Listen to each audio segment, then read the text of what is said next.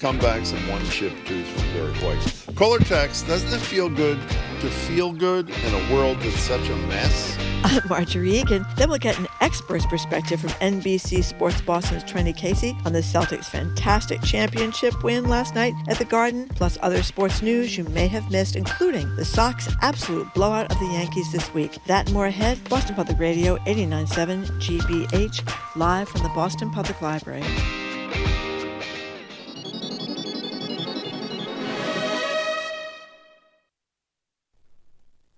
Live from NPR News in Washington, I'm Dave Mattingly.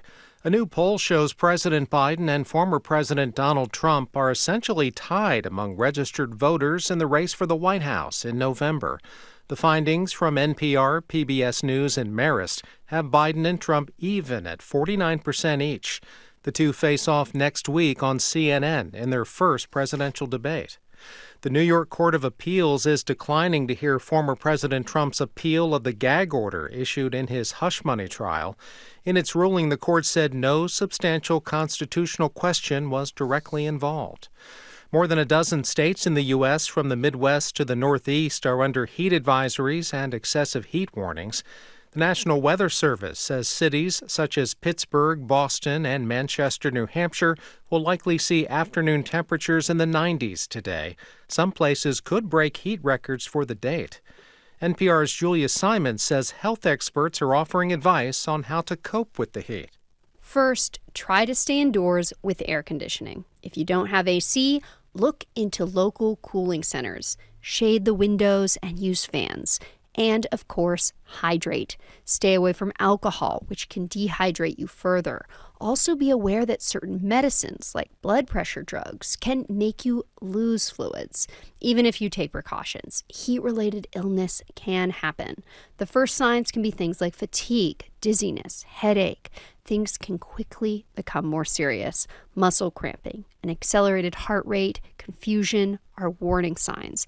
If you are with someone experiencing this and they aren't showing signs of improvement, call 911. Julia Simon, NPR News. Republican lawmakers in Arizona will be asking voters in November whether state Supreme Court justices should be appointed for life. As NPR's Ben Giles reports, the ballot measure comes after two justices upheld a Civil War-era abortion ban. After their appointment to the Supreme Court, justices in Arizona serve 6-year terms. A GOP-backed ballot referral would eliminate the elections that determine if a justice gets to stay on the bench another 6 years. Democratic State Representative Charles Lucking notes the measure has a retroactivity clause designed to protect the two justices up for re-election this fall. This is a political power grab by partisan politicians who want to rip choices away from the voters. Arizona Republicans say the measure is necessary to protect the judiciary from liberal activists who launched a campaign to oust those two justices for upholding a near-total abortion ban dating back to 1864. Ben Giles, NPR News, Phoenix. Crews in more than a half dozen states are battling large wildfires. This is NPR News. Good morning. With the latest from the GBH Newsroom, I'm Henry Santoro. An anonymous coalition of current and former Boston Public Schools employees are out with a 118-page report that accuses the district's top brass of fostering a hostile work environment that is costing taxpayers millions of dollars every year. The report, which was made public at the Boston School Committee meeting last night, describes a heartless, vindictive, racist, and sexist workplace culture that disproportionately punishes women and people of color who speak out against discrimination or criticize district decisions. It says the culture at the district central office is so toxic that even the employees in the Office of Equity are in turmoil. It's based on conversation with more than 100 current and former BPS administrators, including school principals and central office managers. BPS officials have not yet publicly responded to this report. Well, some fans flew across the country last night to be there for the Celtics' big moment. Jaeo Choki came from the West Coast with his son to see the game at the Garden. We came from Portland because it's my son's birthday today. He is a die-hard fan, Celtics, and he was born here, so we came 2 years ago. They didn't win it. Now they won it all. So let's go, Celtics! That is a good dad. Celtics beat the Mavs 106-88 in Game 5. And the parade will start 11 o'clock Friday outside the TD Garden, make its way to the Heinz Convention Center, and weather should cooperate. They're saying it's going to be in the low 80s on Friday. This is GBH News. Support for NPR comes from NPR stations. Other contributors include USPS, dedicated to providing businesses with shipping options, working to help businesses avoid shipping challenges with USPS Ground Advantage. Learn more at usps.com/advantage.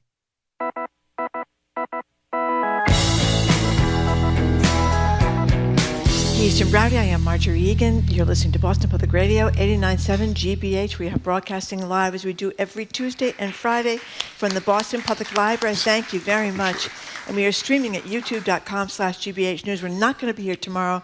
The library is closed because of the Juneteenth holiday, but we will be broadcasting from the studio in Brighton. Senator Ed Markey is going to join us via Zoom here at the library at noon, and Congresswoman Catherine Clark, who is number 2 now in the House of Representatives in Washington, is going to be with us here at the Boston Public Library on Friday, when we also expect the Celtics parade to be coming right by our door. Yeah, I'm very excited. Hi, Jim. Hi, Marjorie. So speaking of, everybody knows they did it last night, the 18th NBA championship, Game 5 against Dallas.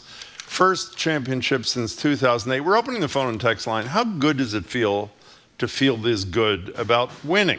Our number is 877-301-8970. Boston has this parade on Friday, as Marjorie said, for a team that's almost impossible to hate. This 38-year-old Al Horford gets his first title after playing 186 career playoff games without one. Jason Tatum, 26 years old, with his little son at his side. An injured Kristaps Porzingis returning for the final game. They're now the winningest team in the NBA, and let's be honest, the NBA is a bit easier to like than the NFL. So the lines are open. And by the way, this is not about what's the play that you loved last night, or didn't they play great defense. It's not that at all. The discussion we want to have is, when everything else in the world is so bleak, how good is it to have an uplifting moment, actually an uplifting few days, I guess, ending with a parade on something like this, even if you're not a diehard Celtics fan? The number is 877-301-8970. That's what I'm really happy for them. They seem like really nice young guys. And it's great for Boston. But don't you feel it's really a lift in a time when all we do is talk about how depressing every damn thing is? Well, we talk about this, lots of times in terms of music, right? How it's such a wonderful thing to go see the Boston Pops, or go see the Boston Symphony, or just go to a concert. We were lucky enough to see the Rolling Stones a few weeks back. That music and sports are kind of the great things. They can kind of carry you through. Great distractors. Yeah, they're great. They're great distractors, because watching last night's game was so fantastic. And even though I had nothing to do with it, I remember when the Patriots were so good. My son Dan was a big fan of the Patriots. At the end of the game, I love this story. I would say to Dan, "That's a great game," and he'd say, "Thank you," as if he was out there, throwing the pass or catching the pass or doing the block or something. But you do kind of, even though it got nothing to do with it, you do sort of feel a great pride in your hometown team doing such a great job as they did last night. They are a bunch of it is sweet to see see Tatum with his little son Deuce, at his side, and to see the players' parents and their wives and their little kids out there hugging and stuff. I like the coach, so much, Joe Mazzulla. He seems like such a great guy. Adam Himmelsbach's got a great story in the Globe, kind of a behind-the-scenes thing, when he talks about Mazzulla and his wife picking out which coffee mug they're going to use every morning, and they did that same thing the day of the Celtics, and it's kind of a behind-the-scenes thing. Jason Tatum looking for a peanut butter and jelly sandwich, I guess, after the game last night. He was so hungry. So, yeah, I'm thrilled. I'm from here, Well, I'm not from here, and that's what I was going to say. I'm still a Philly fan and a 76ers fan. I love the Celtics. It's great. It's my adopted hometown. But again, I don't think it's the basketball. I'm really happy they won the championship. They seem like really decent young men, not almost, without exception.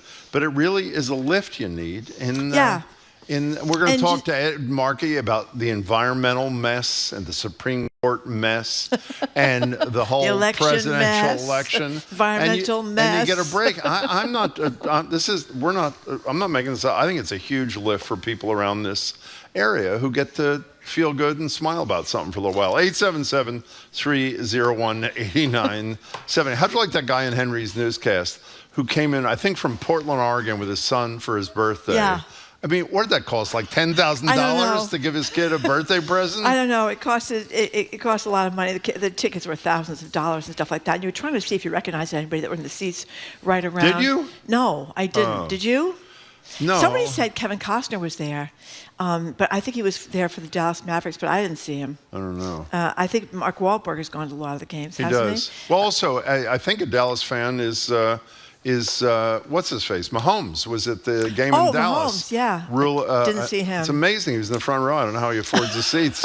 He's the quarterback for the Super Bowl champion team. 877-301-8970. And by the way, we never do something like I'm about to do. If you're going to say, I don't give a damn, it doesn't do anything for me, don't call. I mean, call us some other day. We're trying to have a few minutes of uplift here in a show that is generally a downer. We're already getting some downer What are they emails. saying? Who cares? Okay, here's Christina from Framingham. I think the corporate sports machine is much too big of a hold on people. Oh my Back in the day, everybody's local. You would cheer for your local guys or gals. Whole different story. Who can afford to go to Celtics games? It's truly only for the rich, and so much power in sports. Watch on television. That's what I did. I didn't go to the game. I know, it was great. I was all excited. Here's one from Lowell, though, from Rob. It's absolutely wonderful to celebrate and forget about Mafia Don. 877-301-8970. John from Hopkinton, you're first on Boston Public Radio. Welcome to the show, John. Hi. Good morning, and thanks for having me. Pleasure. In the spirit of the conversation that you want to have, I think it is wonderfully uplifting, and it's a nice piece of news. I was born and raised in the area. I'm a lifelong fan, but I'm going to give you another uplifting story, and one of the reasons that I haven't focused on this so closely, and that is on Friday morning, my daughter is trying out for the Olympic track and field team. Oh my God. Who's your wow. kid? Who's your kid and what event? My daughter's name is Kate Powers. She was a Globe and Herald All-Star when she was here. Kind of didn't get recruited very much, flew under the radar because in the event that she's in, most of the young ladies come from Minnesota, Wisconsin, Texas, but she's a hammer thrower at the University of Kentucky. And this is her first year, and she ended up placing ninth in the NCAA championship, top freshman, broke the freshman record 4 times, and found out at the beginning of the week she had got extended an invite to try out for the Olympic hammer team. So wow. Can I tell you, I'm looking at a photograph of your wonderful kid right now. That is really a fabulous story. John. Good luck to Kate. Where are the trials, John? The trials will be for her event. It's Friday. She'll be throwing at 2 p.m. Eastern Standard Time. But on top of that, too, she's got a 4.0 average at Kentucky as a physician's assistant track. So great kid, great story in a world that needs great stories, especially for young women, and I'm very, very proud of her. Well, it sounds like she has a pretty good father, too. John, that is a great story. Please let us know. We'll follow it, but let us know how she does, and we wish her a lot of luck. Kate Powers trying out in the Hammer, and she's from Hopkinton. That's really a great, great story. John, thanks. Really appreciate it. Rich is out in the Boston Public Library audience somewhere. I don't know where he is. He's right over here. Okay. He says, beyond the fact Boston is reaffirmed the championship capital, it feels good to have a blue state triumph over a red state. Sorry to bring in politics, but there you go. You know, I was thinking that. I'm with you. I was thinking Dallas. Well, wait I a can't second. stand Dallas. Well, I've never been to Dallas. I don't really know anything about Dallas. I don't like Texas. Mayor Wu was with Except us, for and Austin. she made a bet with the Dallas mayor. That's right. The governor did not make a bet with our governor, did not make a bet, the traditional thing with Governor Abbott, and I think that is perfectly A-OK. I do too. I don't think Abbott is a particularly upstanding person either. Fred from Quincy, thank you for calling. Hey, Fred. Hi, both of you. I've been listening ever since I moved back to Boston. I lived out of state for 25 years, and I had to follow the Celtics from afar, and it was just so great to be back in town last night. I felt like I was back in the Garden. I did have season tickets back in the Larry Bird days and got to see them win. But it felt just as electric last night, and we all knew from the first quarter that teamwork was going to do it. And I've just been thrilled. My heart's been pumping ever since last night. Yeah. That's great, Fred. Another good one. Thank you much for the call. Speaking of teamwork, you know, the conventional wisdom, I said I wasn't going to get into the actual players and play, but this is worth it. The conventional wisdom is the best player is Jason Tatum, and he didn't win the MVP. Jaylen Brown did, and the whole speculation was he's going to press Tatum if Brown wins. Here's a clip of Brown. Oh, yeah, this was great. And what he had to say after he was awarded the MVP of the finals. By the way, he was the MVP of the prior round, too, the Eastern Finals. Here's what Jaylen Brown had to say. It was a full team effort, and I shared this with my brothers and my partner in crime, Jason Tatum. He was with me the whole way, so we shared this together. I think that's great. I mean, it's a small thing, but it's really a very warm embrace of your teammate. I mean, it's great. You know, we've said this before. This happens to all the superstars on the court. They get surrounded by the defensive players, and Jason Tatum was surrounded by the defensive players. But I mean, my God, that's the other thing about it. It's they're so talented.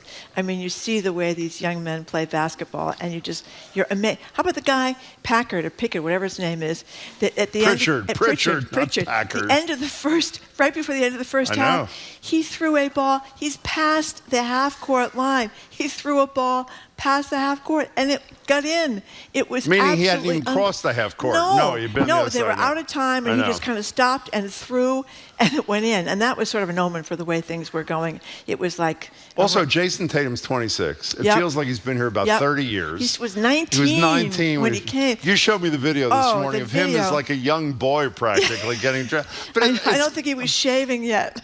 and you know, I guess avoiding a negative shouldn't necessarily be a positive, but it is. They're all like, you know, at least those whom I know, like grown-ups who are responsible citizens. We talked about Jaylen Brown getting in a car after the execution of George Floyd, driving to Atlanta to some sort of event. I mean, they're good. Plus he's souls. Teaching robotics. Oh, with not you teaching. in the robotics He's in the already. Well, it upsets me, I guess. I'm jealous that someone could be that smart. Why don't you go to robotics class? Because I think I would not really qualify for the robotics class. I could barely balance a checkbook back when I used to balance a checkbook.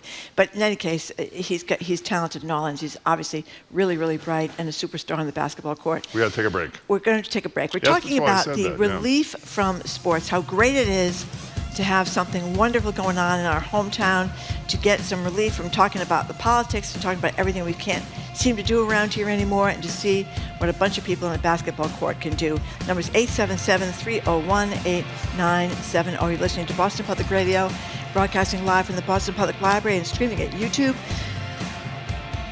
Bless you. .com/GBH News. I sneezed. Sorry. And you weren't even thrown off. It's amazing. We'll be right back.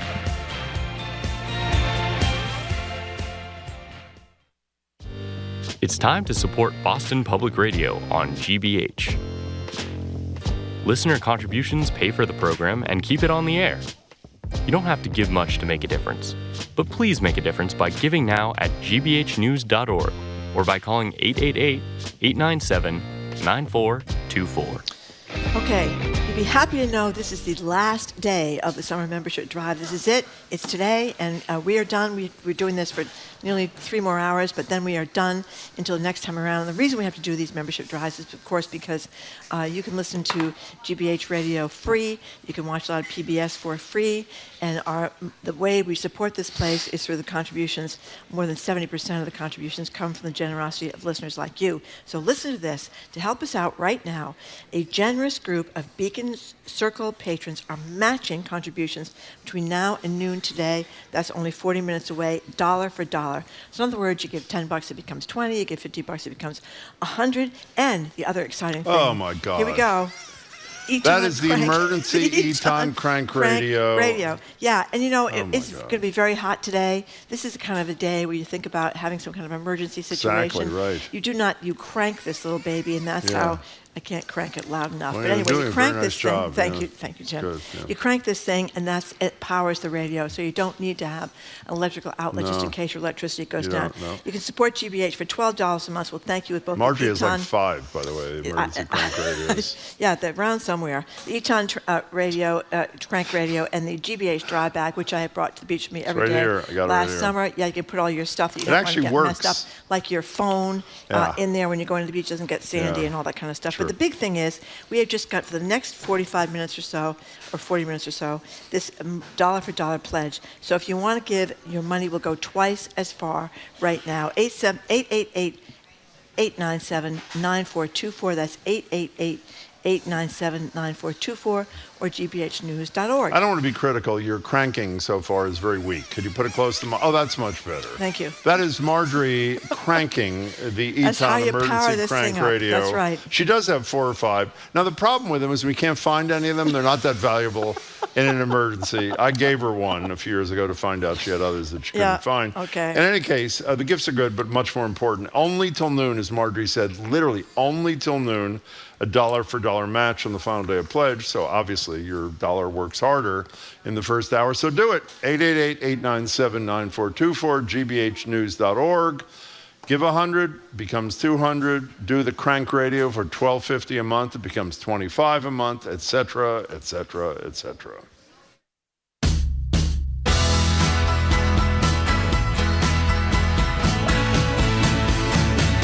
Welcome back to Boston Public Radio. Jim Brady and Marjorie, and we're streaming at youtube.com/GBH News. We're talking about the Celtics winning the championship last night. Not so much the basketball story, but the human impact story of something good and wholesome and uplifting happening in a community when everything else is such a total disaster. And it's doing it for us, and apparently it's doing it for some of you too. Hillary in Cambridge, you're next on Boston Public Radio. Thanks for joining us. Hi. Hi. Hi. So I am so thrilled about the Celtics. I can barely speak. That's great. What's really important to me is their teamwork. And I know it's been discussed No, already, keep doing it. I love that. It really needs to be emphasized that to watch them play is like this beautiful dance of how they pass to each other and they support each other. And off the court, they talk about each other. And we really need to learn from that. I hate to sound like whatever, Pollyanna. But we really do need to realize that we are only as good as the people around us. Wow. And that we all support each other. And I think that, to me, that's what's uplifting. And it's just really beautiful to watch them.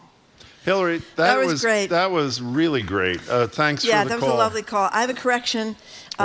Denise from Dennis is telling me it was Donnie Wahlberg, not Mac Wahlberg. What's the difference? That was at the game. He was with Joey McIntyre as well. Oh. That's what she said. Oh, well, they were in the band together, right? They were in the band together, that's right. And here's Rebecca from Reading. Relief from this heavy world is always welcomed. That's why I tune in every day to hear the famously joyous, carefree, and easygoing Jim Browdy. Thank you. There you go. I'm sorry to let you down, but that's why we're talking about the Celtics today, to give a break from me. 877-301-8970. Randy in Leominster, welcome to the show. Hi. Hi. Hi. I'm a long-time listener. I've only called once before. Thanks for calling again. So I've been a Celtics fan since 1960. Ooh. I've had the pleasure of being able to watch every single one of their 18 championships. Oh, my God. Wow. That's great. Wow. And, I tell you, this one was really special. I kind of lost interest after the Larry Bird era in the 80s because it just seemed like they were all so full of themselves and egotists. Like Paul Pierce and that group, I just didn't like them because of that reason. But this group, they're just so humble and, supporting each other. And it's really great. And I've noticed that, unlike with football and some other sports, basketball is about the only thing that hasn't been politicized. I have a lot of Trump friends, Trump supporters as friends and family. And basketball is the one thing we can still talk about that, we can agree on and actually have a good conversation. So I think that's a huge plus. Well, those are all good points. Randy, thank you much for the call. Jamie, could you check, though? Didn't some champion of the NBA, I think it was the Golden State Warriors, I could be wrong, not go to the White House in a Trump year? I'm not sure if they turned down the invitation. Remember when Paul Pierce was stabbed in a nightclub but his black leather jacket saved him because it didn't go through the black leather? That was like horrible. Imagine that. One of the stars of the Celtics fell in a nightclub. It's really true what Randy just said. We've mentioned it too. I mean, in light of the fact that obviously dirt is uncovered almost everywhere in American public life. It does seem, you don't know until you know the people, but their outward presentations are, it is a humble group for people who are the best at what they do in the whole world. I mean, it's pretty... Well, the coach is so unusual, Joe Mazzulla, to me. Usually you see the coaches screaming and yelling and stamping their feet in the sidelines and they're yelling at the refs. He's over there like in a kind of a Zen mode, just seems very calm. And he seems like he's a really good guy, 35 years old, kind of an accidental coach. And look at how well he's done. And you mean after Ime Udoka was fired, yes, right? Yes, Yeah. And Shirley Leung had a great piece in the Globe about Grossback, yeah. Yeah, That talking about how, the guy's made a ton of money, his father made a ton of money, but how he said he was in this for the championship. And it seems sincere that he was really trying to work it out so these players were going to be here and all mesh together and create this team. And the argument for that, they are paying like a double tax under league rules because their payroll is so high, and obviously he's willing to spend. By the way, I was right for once. The Golden State Warriors with Steph Curry said they wouldn't go to the Trump White House, and then Trump, of course I'd do this too, then he withdrew the invitation as soon as they said they weren't coming. Kate in Boston, thank you for calling. Hey, Kate. Hey, good morning. This is Cade Crockford from the ACLU. Oh my God, hi. Cade. How are you? Yeah. I'm doing really well. I'm so excited about the victory last night. And I just wanted to remind everyone that Jalen and Jason are not just leaders on the court. They are leaders off the court in our communities, too. I think we've talked about this on the show before, but 4 years ago, when the legislature was considering police reform legislation, there was a part of that bill that dealt with regulating police use of facial recognition. And then Governor Charlie Baker threatened to veto the entire bill over that one section. And the Boston Celtics, led by Jaylen Brown, signed an op-ed as a team in the Boston Globe, basically saying, Governor Baker, get out of the way. This is an important racial justice issue. And the legislature came back to the table.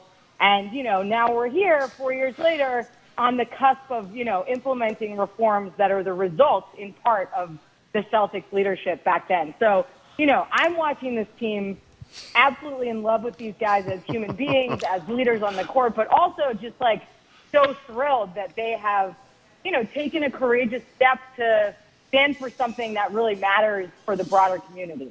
Hey, Kate, I had forgotten. So I am really I. glad you shared that with us. Yeah. Kate Crockford, who I'm sure you've had on the show, does all the technology and other stuff at the Civil Liberties Union of Massachusetts and does fabulous work, and that was a great call. Kate, thanks. We really appreciate it. That is pretty impressive, is it not? Very impressive, and I had forgotten all about Yeah. that. But they have waded in. As I said, they, remember they wore the Black Lives Matter T-shirts and on the court and stuff like that. In fairness to the NFL, it's easier for the basketball players to do that because of the way their contracts are written. You can. What do you mean? Well, I think you can get a lot more trouble in the NFL than you can in the NBA. Says who? Why do you say that? Because I've read it over and over again. Really? It's a little less dicey for them to step out like that. Ask Trenni about it when she comes on. I'm not sure I agree with that, but we'll see. All right. Okay. Well, okay with yourself. Another great side of the story says Browning from Maine is the friendship between Porzingis and Brown. You can tell how much they're laughing all the time together. Great to see in this day and age. Really seem to like each other. We'll have to ask Trenni about Porzingis. Very skinny legs, though. How can you be a basketball 7'3" superstar or with such skinny? 7-something. I know, but usually if you run around that much, you build up your calves a little bit, Jim. And I was surprised. Listen to you. Did you see how they tried to tip him over last night? Not try to tip him over. Yeah, boom. They pulled him down. And did you hear what Doris Burke, one of the announcers, said? I love that. If that had happened to Caitlin Clark, we'd be talking about this for weeks. That's right. That was a pretty That's right. good Doris line. Burke, first woman to call the finals. She is really and great, by the way. Terrific. She was the first woman to call? Yes, Well, I guess she very would be. insightful and really knows her stuff. Okay, Gary from Wisconsin. Hey, Gary, we know Hi, you. Gary. How are you, Gary? Got to be brief. We're out of time, Gary. Shoot. Yeah. Okay, I just want to thank the two of you for my recent trip. Meeting you was one of the highlights of the trip. For us, too. We were glad to meet you. Thank you. But I'm reading a book my brother gave me called Rebound, and it's about how the 80s Celtics brought the city back from the brink after the forced busing that went on during the 70s. And it reminds me of this on a smaller scale, but on a bigger scale. But, it's really wonderful how a championship can help out a city that may be having issues. That's a great Gary, point. thanks. It was good to meet Gary, you, too. Thanks for the call. We appreciate Yeah, it. thank you for the call, and thank you very much for listening to us, and thank you to everybody else who called and texted. Sorry we couldn't get to everybody. We're going to get the actual Celtics basketball analysis now with Trenni Casey from NBC Sports Boston. Plus, things are looking up, Jim, for the Red Sox. Oh, they had a great week. You're listening to Boston Public Radio, 89.7 GBH. We are broadcasting live from the Boston Public Library and streaming at youtube.com/GBH News.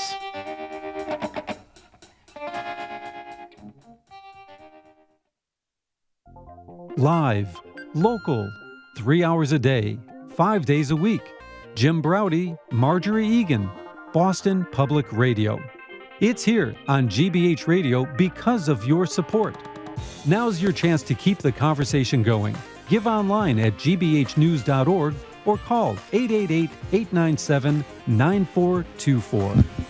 Okay, here's the deal. For the next 29 minutes, there's a dollar for dollar match.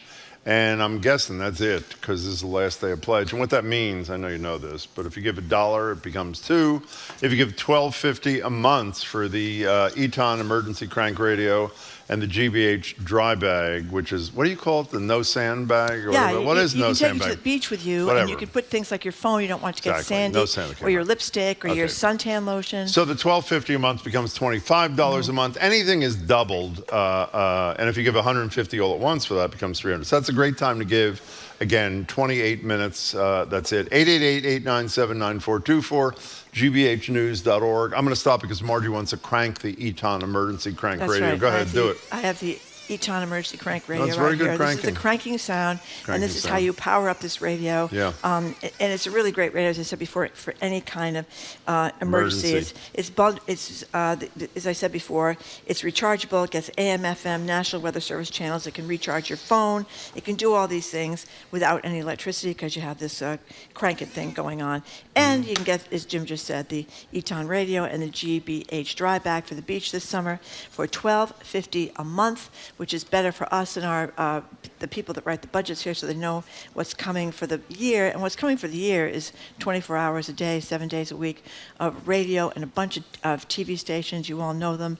You know, Nova, Frontline, which just won a big Oscar, American Experience, all these great Masterpiece Theater, all the great shows on PBS. This is what GBH is in the business of doing, and we are one of those legacy media companies.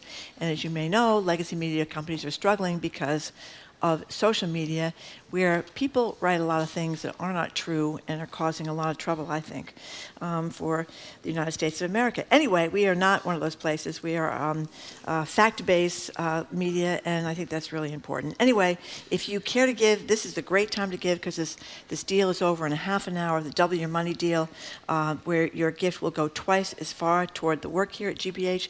The number is 888-897-9424, 888-897-9424, or gbhnews.org. All right, $12.50 a month, Eton emergency crank radio. Margie will come to your house and crank it for you. And the GBH dry bag thing, which actually works, and some of these does. don't. It's great. It You does. can see through it, too, so you can see where everything is. There it is right there. That's very important, Jim. Okay, I don't think anybody cares about seeing through it, but 888-897-9424, Marjorie does, gbhnews.org.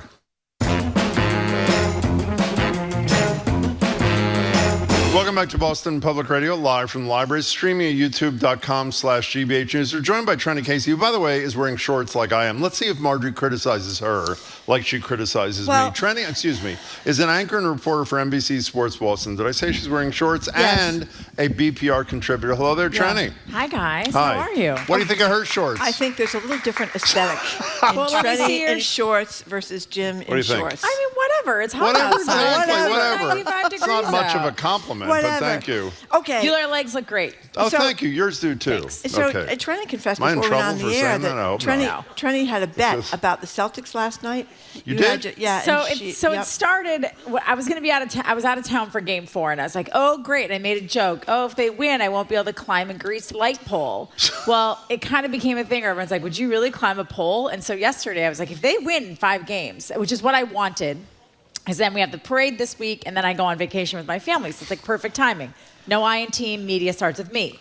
So that's what I wanted to happen. And so then it kind of got some legs yesterday where our Celtics crew was like, if you do it, you have to video it and you have to send it in. We'll put it on the show. And my boss was like, you're going to climb a light pole? I said, yeah, I'll climb a pole if they win. And so last night I watched we've been watching the games at this Chinese restaurant in our neighborhood called Billy T's because they put the sound on and Eric, the owner, is like super into the Celtics. So like the whole neighborhood was there. We were all into it. And I kind of thought I got away with not doing it. And my friend Mark said, well, we're going to climb the pole now? And I was like, well, someone's got to at least kind of like, be behind me just in case I fall. And so I did. I found a. You did not. I have a video. I'll show you guys the video. Oh my God. I found a pole where I could kind of like step and then and then there were like parking signs on it. So I could kind of hold on and pull myself up to a higher part of the pole. And then I was like screaming and cars were going by and they were honking. And then I leaned forward to like high five someone. And the guy who married us, who introduced my husband and I thought he was going to faint when I leaned forward, hanging onto a pole to high five passerbys. And he comes and you see him just like grab my butt to like hold me up. And then I say, I'm a middle-aged woman. I should probably get down. It was like, a minute. That I was probably up there for 45. Impressive. How high up were you? Not very high. I mean, maybe, I don't know, 5-6 feet. Oh, good for you. I mean, if I would have fallen, I probably would have hurt myself. It was pretty stupid, and I only had like a cocktail and a half. It's not like I was ripping shots. You know what I'm going to do, actually, inspired by Trenni? Yeah. For the parade on Friday, I'm going to climb a pole and watch it on Boylston Street. How about a tree out or there? a tree. Well, I was kind of looking for a tree because you at least have some God. branches you can sit on. I could have maybe like perched myself up there for a while. So Can I ask you a question? One more thing about the Celtics, we talked about it for a half hour. We had the great call from Cade Crockford about how they got involved from the ACLU, how they got involved in a really important issue on Beacon Hill and an op-ed in the Globe signed by Jaylen Brown and the whole team. But we keep saying they appear to be really decent people. So is that the word? From what I understand from, Chris Forsberg and Abby Chin, who are there all the time. She's great, she's awesome. They have nothing but good things to say about these guys. Nice and I just...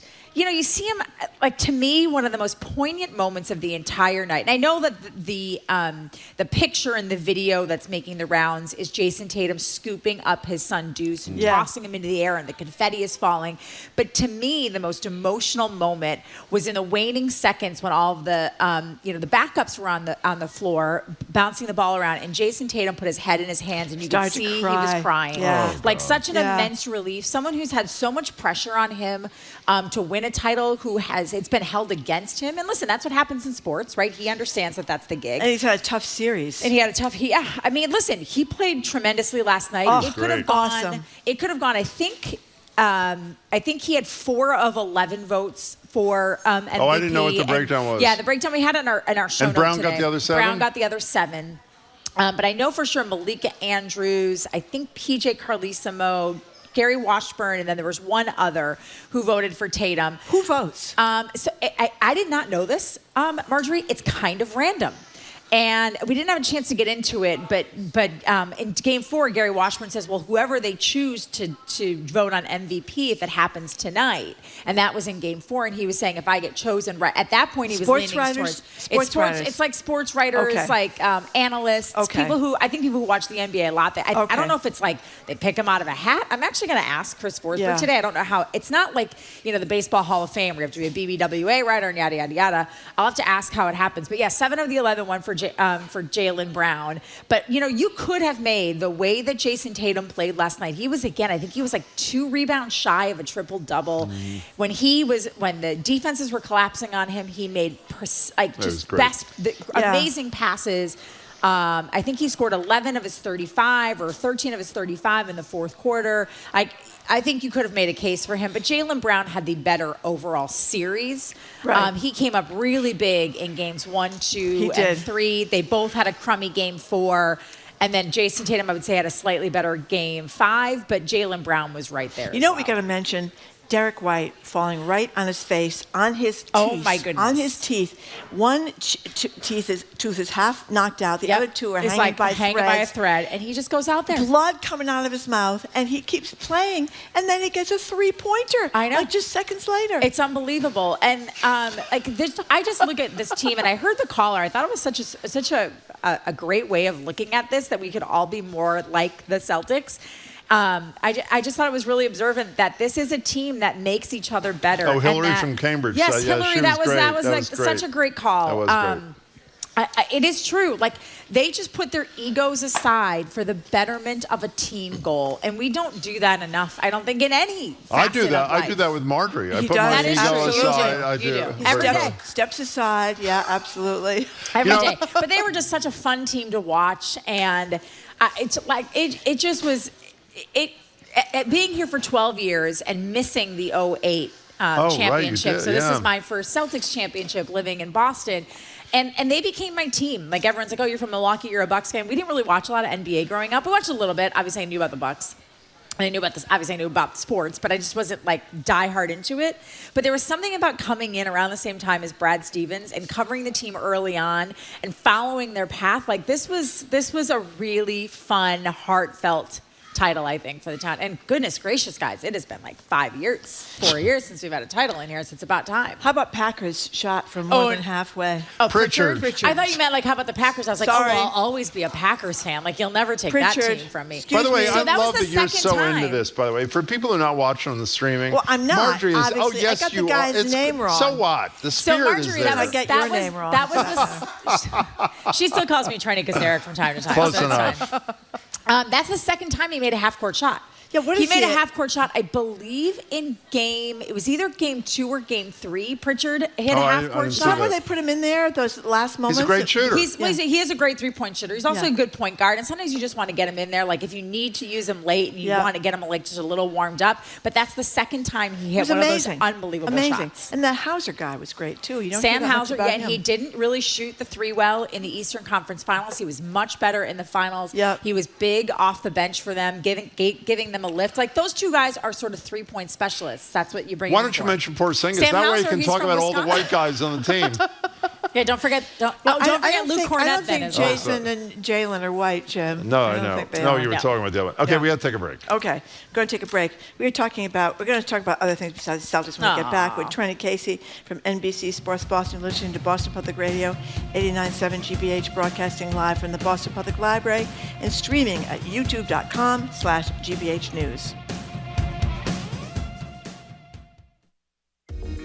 If you listen to Boston Public Radio 3 hours a day, that's 15 hours a week, 60 hours a month, and 720 hours a year. Maybe it's time you pitched in. Call 888-897-9424 or give online at gbhnews.org. Okay, we got this match for just a few more minutes, 14 minutes, something like that, until the top of the hour. It's $1 for $1 match. So in other words, you give $10, it turns into $20. $50 turns into $100.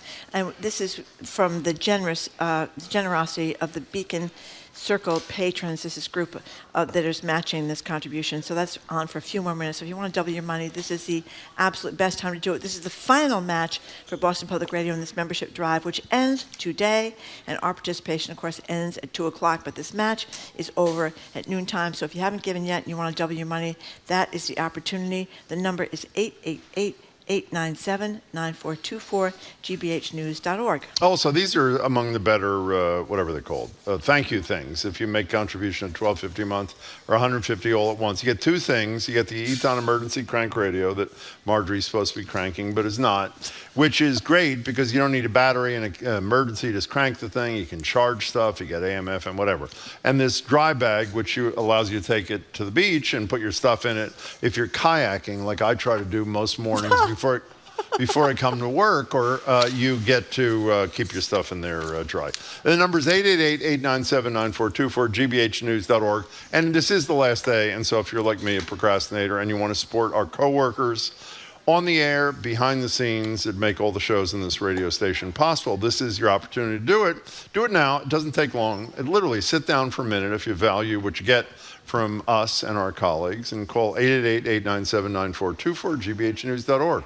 You may have read this is a very difficult time for legacy media newspapers, legacy media like this is, GBH, because of social media, because of Facebook, because of Spotify, because of places that publish a lot of incorrect information and fool a lot of people. I mentioned this week I was so upset to see that there are more inaccurate sites posing as news sites online than there are accurate sites. That is incredible. It is incredible, and it's very problematic for the country, because if you wonder why your friends or neighbors say something crazy and you say, where did you hear that? Well, they read it somewhere in one of these disingenuous sites online. So if you want to try to support fact-based news, planet Earth news, this is a way to do it here at GBH, and you only have 15 more minutes to double your money. Again, the number is 888-897-9424, gbhnews.org, and we thank you very much for taking the time to listen to us and to contribute.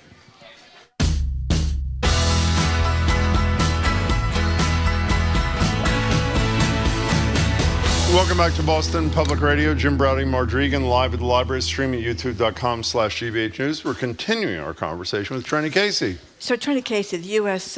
Golf Open was this weekend, and Sally Jenkins, my new heroine, totally trashed the guy who won this, Bryson DeChambeau. Tell us, she called him a world-class phony. I couldn't agree with her more. I was rooting hard against him. I was like, shank it, miss the putt. I wanted everything to go wrong for him in the waning seconds. So Bryson DeChambeau is one of the golfers who defected to the LIV, to the Saudi-backed golf league, and he won. He beat Rory McIlroy, who really lost. Like, Rory McIlroy has really struggled. He hasn't won a major in 10 years. And he blew it. He missed two, I think short he bogeyed putts. 3 of his final 4 holes, and he missed 2 really short putts. Like, the putt that he missed on 18, that would have at the very least allowed for him to go into a playoff with Bryson DeChambeau. Like, I'm like, oh, that's a gimme. In golf, that is a gimme. And it lipped out. It went out and around. I mean, a little bit of bad luck, but also he just did not. His short game wasn't there on the last day. He also made a curious decision. I believe it was on 18 to use his driver, which he really didn't need for the distance. And then he shanked it to the left into some rough on the side, something that DeChambeau did as well, but recovered better. But Sally Jenkins is right, and it really made me kind of feel sick to my stomach as I'm watching DeChambeau, as I'm watching McIlroy finish up his round. And this is someone who's stuck by the PGA, mind you. This is someone who was offered a ton of money to go to LIV, and he said no. And even after, the PGA really kind of screwed him over by going behind the PGA Players Association and making a deal with the Saudis to merge the 2 leagues at some point. Rory McIlroy has, kind of in the face of keeping the PGA together. And as he is coming up, and as DeChambeau, I think, as Rory was getting ready to putt, DeChambeau was driving on 18. And the chance of USA, like, I don't know, something about that just made me feel like icky. I know that, Rory McIlroy is from Northern Ireland, so he's not, he's not American, and DeChambeau is, but it was just like this, something about it in this political climate. You're screaming USA, USA, the guy who's just sold out to the Saudis. Yeah. It seems not to fit. Yeah, and then when he won, the way he was invoking, I'm glad that I wasn't the only one who felt this way, the way he was invoking the memory of Payne Stewart, as though he's a sympathetic, figure, the way that he was. Like, listen, DeChambeau is a very interesting golfer. My husband's a huge golf fan, and he tells me that, like, DeChambeau's really smart. He does all these analytics. He looks at all these, like, angles and flight times and all these different things. He's just a really smart golfer. I just don't find him a very likable person. Well, I'm so glad Marjorie turned me on to the Sally Jenkins thing, because I didn't know about it. And for some reason, I'm looking at my phone. They say the 2 leaders are tied with 3 holes to play.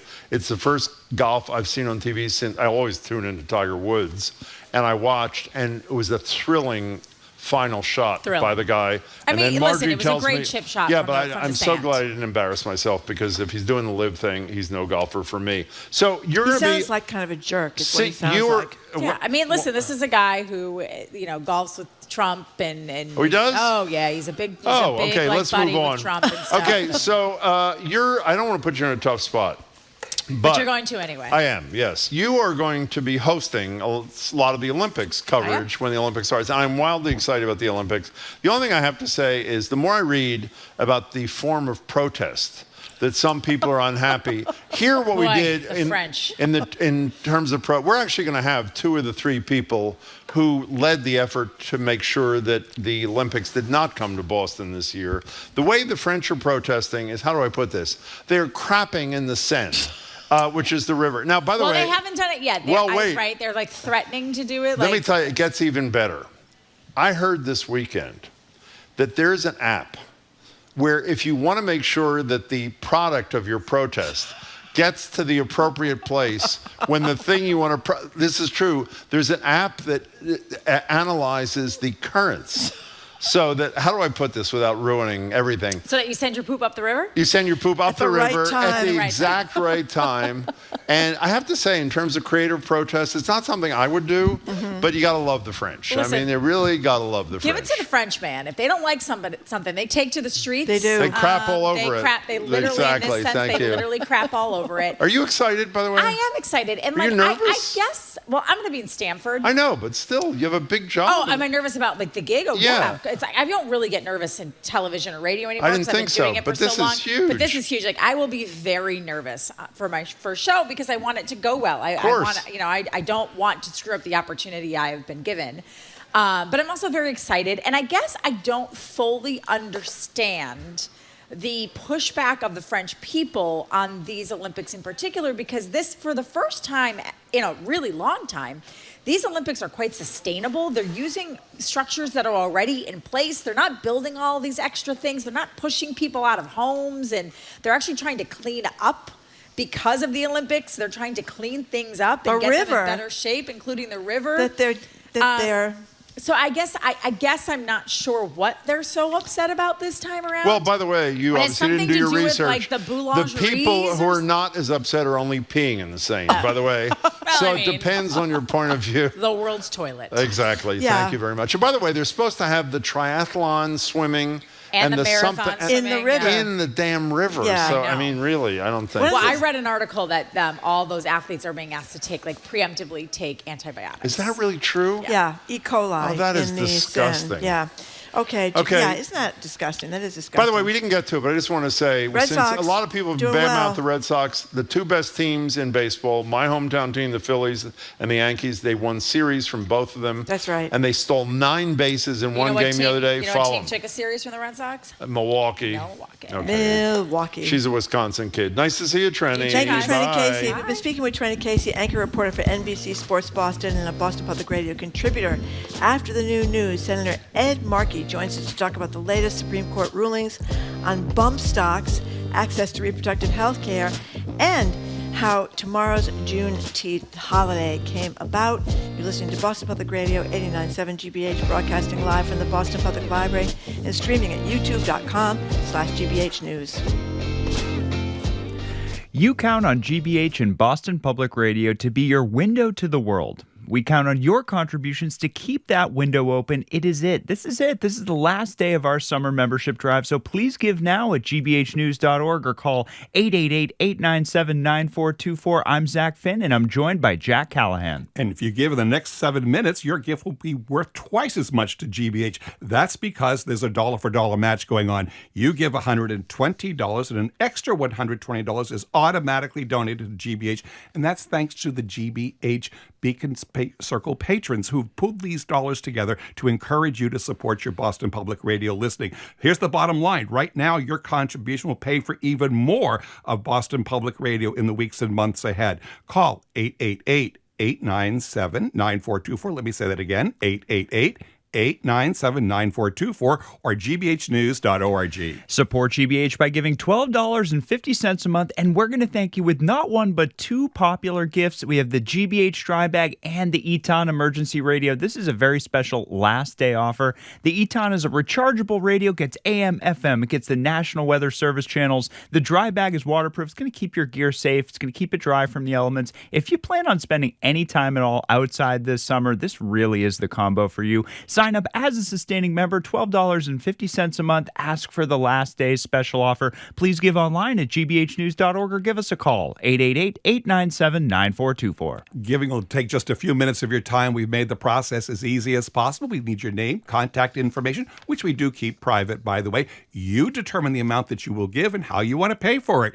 And you'll have done your part to support Boston Public Radio with Jim and Marjorie. Call 888-897-9424 or online at gbhnews.org. And we have just over 5 minutes to get in on this dollar-for-dollar match going on right now. You give $120 and an extra $120 is donated to GBH by the Beacon Circle patrons. They want to help make this membership drive, a huge success. Sustaining gifts are also matched. You give $10 a month, and GBH receives the annual value of $120. Every gift is doubled. But again, only about 5 minutes left here to get your gift doubled. gbhnews.org or call 888-897-9424. It is the last day of the GBH Summer Membership Drive, and your contribution really is essential.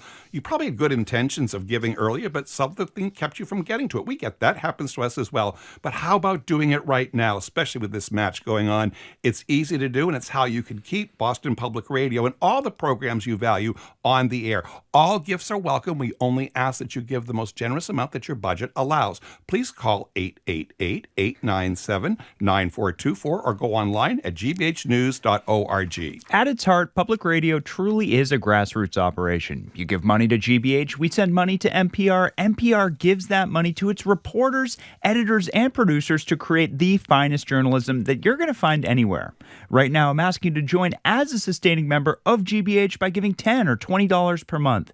Those sustaining gifts add up to more than $250,000 that we'll be sending to NPR each quarter, and that means NPR's journalism will be available to you at home, in your car, and on your mobile device. gbhnews.org or call 888-897-9424. And we're now in the final 4 minutes of this last match of Boston Public Radio for this drive, and I hope you don't miss out on getting your gift matched as well. That's the courtesy of the GBH Beacon Circle patrons who have pulled these dollars together. They want you to join them. Each dollar you give, they'll give an additional dollar right on top of that. That's great news for GBH, and especially those who love and rely on Boston Public Radio. Call 888-897-9424. Online contributions at gbhnews.org are also matched as well.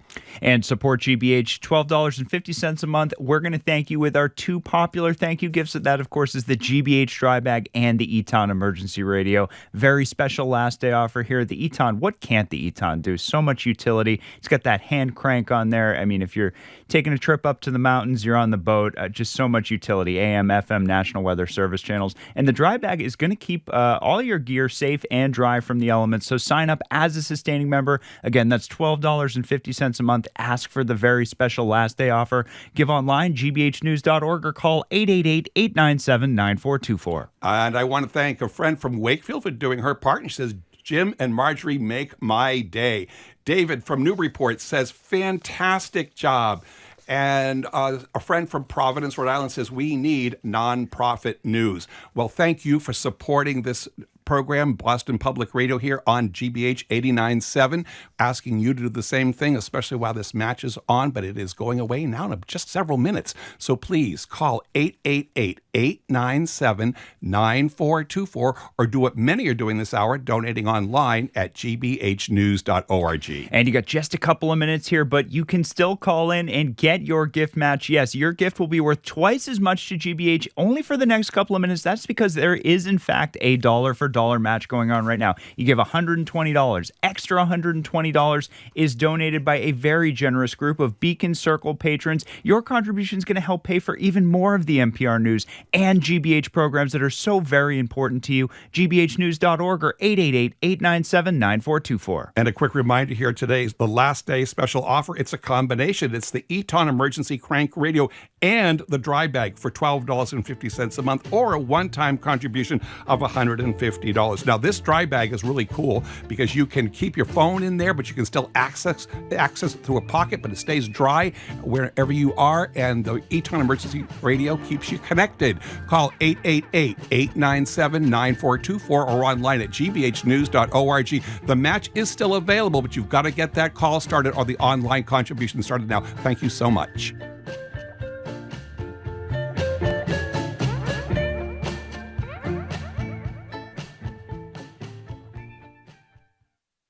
Funding for our programs comes from you. And Rogers Fish Company, founded by Roger Berkowitz. You can welcome summer with New England seafood dishes, including double clam chowder, crab cakes, lobster, and fish, delivered to your doorstep. Online ordering at rogersfishco.com. And the Boston Speakers Series, announcing its upcoming season at Symphony Hall for 7 evenings, including Andrew Lloyd Webber, Liz Cheney, former NATO Commander Admiral James Stavridis, and Supreme Court Correspondent Nina Totenberg. bostonspeakers.org. I'm Morning Edition co-host Paris Alston. And I'm Morning Edition co-host Jeremy Siegel. You and I are listening to 89.7 WGBH, HD1 Boston, online at gbhnews.org. GBH News with NPR. What matters to you? I'm Jim Bradley, ahead on Boston Public Radio, live from the Boston Public Library. Senator Ed Markey will zoom in and talk about Juneteenth celebrations, Friday's Supreme Court ruling on bump stocks, and his plans in coordination with Senator Warren to better regulate private equity and health care. Are you listening, Ralph DeLatorre? And after Markey, it's Dr. Noel Trent, President and CEO of the Museum of African American History in Boston and Nantucket. I'm Marjorie Egan. Then we're asking food policy analyst Corby Comer if a Caesar salad, French fries, and a martini truly is the perfect meal. Then Boston Public Library President David Leonard tells us about all their summer programming, and we end our show with you ahead of the first major heat wave of the season. What is your plan to beat the heat? All that to come. Boston Public Radio, 89.7 GBH, live from the Boston Public Library.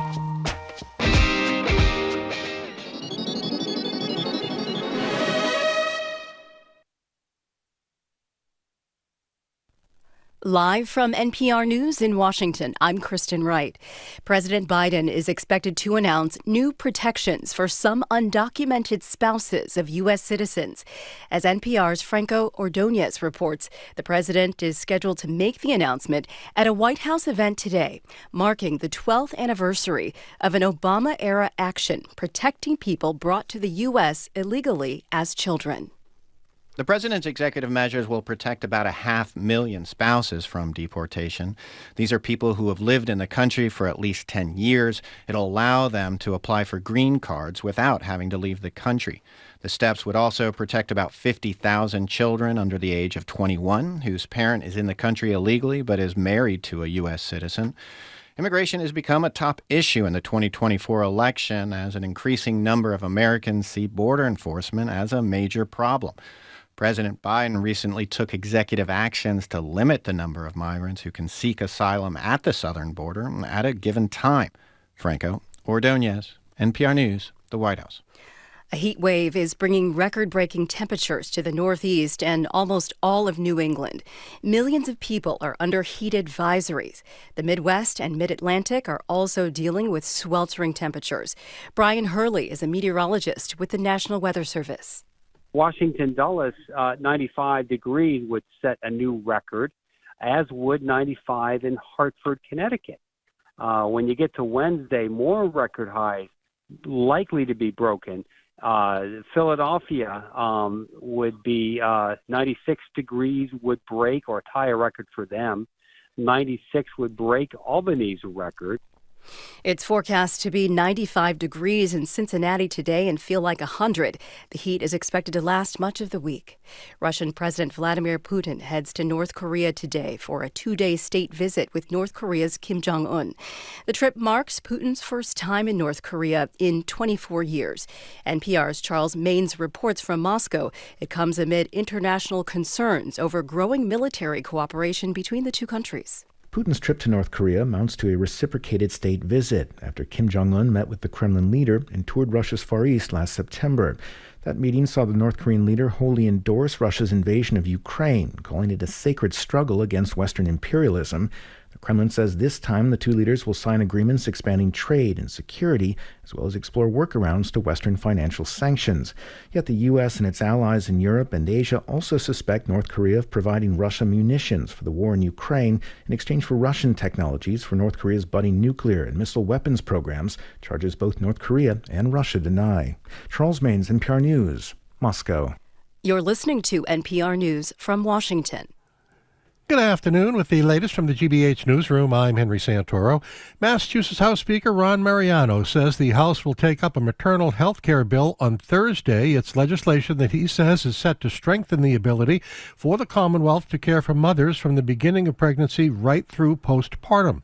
Mariano told reporters yesterday that interest in the proposal came from research that shows high rates of severe maternal morbidity and their disproportionate impact on black women especially.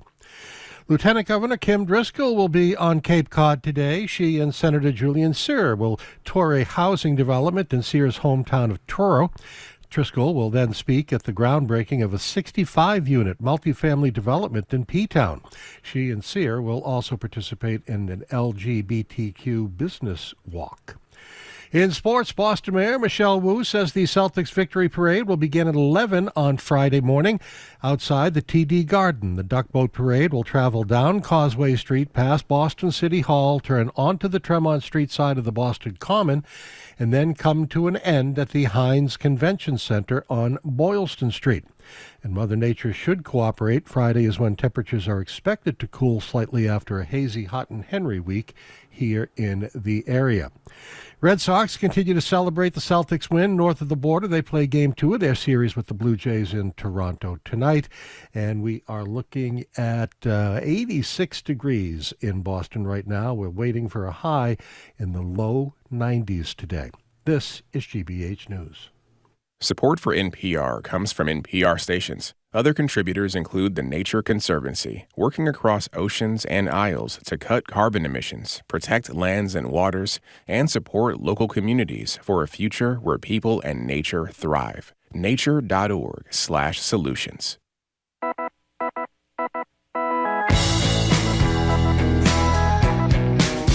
Rowdy. I am Marjorie Egan. You are listening to Boston Public Radio, 89.7 GBH. We are broadcasting live from the Boston Public Library and streaming at youtube.com/GBH News. Thank you very much. We are not here tomorrow. We're going to be broadcasting from Brighton. We'll be on the radio, but the Boston Public Library is closed for Juneteenth, the holiday, so we can't be here. We will be back, though, on Friday, the day of the Celtics parade, and we're going to be joined by Congresswoman Catherine Clark.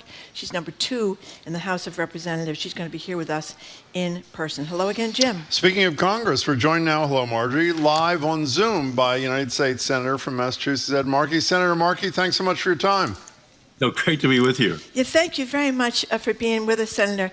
So you should tell people, because you were one of the leaders of the bill that created Juneteenth in the first place. Tell people how it all came about.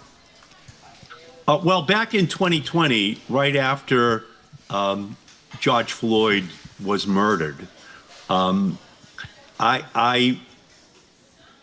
began a process to introduce legislation in the Senate to create Juneteenth as a holiday. And that holiday was something where I knew it had to be bipartisan. So I went to John Cornyn, who was a senator from Texas, and they already celebrated it in Texas because Galveston is where Juneteenth actually originated. And then I asked Cory Booker and Kamala Harris, my colleagues in the Senate, to co-sponsor it with me, and I introduced it. And it was a moment where it was absolutely critical that we focus upon the injustices that George Floyd's death had put a spotlight on. And it wasn't just going to be about the past and celebrating what happened in June of 1865, but what needed to be done in 2020 and 2021 and 2022 and 2023 to rectify all of the historic injustices which were built into the fabric of our American society. And then in 2021, on June 17th, after I had worked for a year to get the co-sponsors of all Democrats and Republicans, the last remaining objection came from Ron Johnson from Wisconsin. And he had kept saying his negotiating posture was that, amongst other things, if you're going to add a holiday, you got to remove a federal holiday.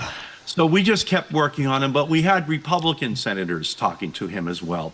And then on June 17th, while I was presiding over the Senate, he removed his objection. And Chuck Schumer came up to me as I was presiding to say, we're going to move your bill by unanimous consent right now. And we did. And then on Juneteenth, June 19th, of 2021, we were able to celebrate it for the first time. And the president had a bill signing, the Black Caucus, myself, all those who were involved, but especially Miss Opal Lee. Miss Opal Lee was a woman who had worked for decades to make this a holiday. I had met with her back in 2020, in September of 2020, to rally members to this cause out on the Capitol grounds with Senator Tina Smith from Minnesota. We met and we resolved that we were going to work to get it passed. And 1 year later, the job had been completed, and we had a great celebration in the White House. And now our job is to make sure that we fulfill that promise of full freedom, full opportunity for all African Americans in our country. And so it goes back to George Floyd, and I think that one incident just so fully demonstrated the lack of justice in our society for the African American community. Opal Lee, by the way, is 97 years old, and she is really something. You know, Senator, you were talking about righting the historic injustices. Let's spend a few minutes talking about an organization that more often than not works to perpetuate historic injustices, the Supreme Court of the United States. Last week, Clarence Thomas, in a tortured decision, decided that converting certain weapons essentially to machine guns wasn't really converting them to machine guns. So bump stocks are okay. The week before, they took a pass, which is good news for the time being, on mifepristone, but I don't think anybody, including you, thinks that's the end of the challenge to the primary method of abortion. The third thing that may be my favorite, I don't know how you go to work some days, Senator. Rick Scott, your colleague from Florida, votes against a bill to protect IVF. The next day, he does a commercial in Florida that ends with, "You can count on this grandpa to always protect IVF." Total fraud. My word, not yours. Do you want to reflect on this Supreme Court for a few minutes, Senator Markey? Yeah, well, when the Supreme Court voted 6-3 on the Dobbs decision, on the repeal of Roe versus Wade, in a concurring opinion, Justice Thomas said that this penumbra of the right to privacy that includes the Roe versus Wade decision, that includes the Griswold decision of 1985, the right to access to contraception, that includes the same-sex marriage decision. They should all be revisited. And so what I did was, 1 week after the Dobbs decision, was I introduced a Right to Contraception Act so that we would codify Griswold, codify the right to access to contraception in our country, knowing that a Supreme Court with a House, Senate, and President Trump that's all Republican would be coming for all of these other protections as well. So 2 weeks ago on the Senate floor, my bill came up and we had a vote on it. And only 2 Republicans, Lisa Murkowski and Susan Collins, voted for the protection for the right to contraception. And then last week we had a similar vote on the right to access to IVF. And again, the Republicans voted no. So on abortion, on contraception, on access to IVF, it's pretty clear that these Republicans are not going to give us the legislative protection which we need, which then makes all of it vulnerable to a right-wing, Alito and Thomas-driven Supreme Court to take these protections off of the books. And so the beauty of this new Supreme Court is that They don't hide it anymore. They just put it right out there. This is what it's all about.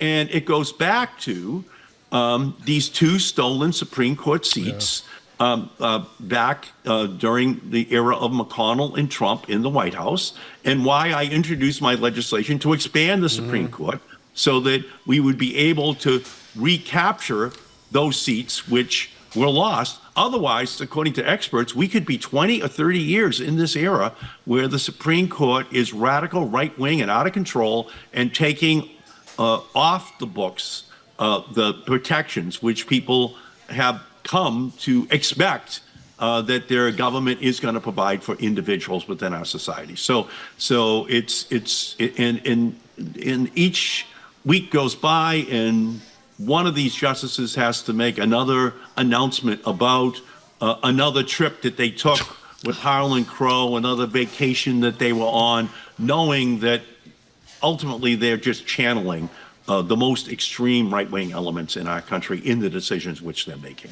We're talking with U.S. Senator Ed Markey, who's kind enough to visit us via Zoom. Senator, I think we know now about Alito, or people should know, and Thomas. They're ethically challenged, and Alito blaming his wife for these flags flying outside their house as if he didn't know or had no control. But I guess what I don't get is there are other members of the Supreme Court that you think would say there's something wrong with not deciding on presidential immunity, enabling a trial to go forward about whether or not Donald Trump overturned the results, tried to overturn the results of the 2020 election before he's up for election or before the election itself in 2024. I guess I don't know why Roberts or the 3 liberals or maybe even Kavanaugh or, this is so fundamental. And they're stalling, obviously. We're still waiting for them on the immunity decision. Well, obviously, Thomas should resign. Alito should resign. At a minimum, they should be recusing themselves from these decisions. But it's unrealistic to expect him to do so. It's part of this ill-gotten gain that the Republican Party has extracted from the political process, and ultimately we should get ready to have a Supreme Court which will be in a position to validate an extra legal action which Donald Trump takes if he loses a very narrow election this year.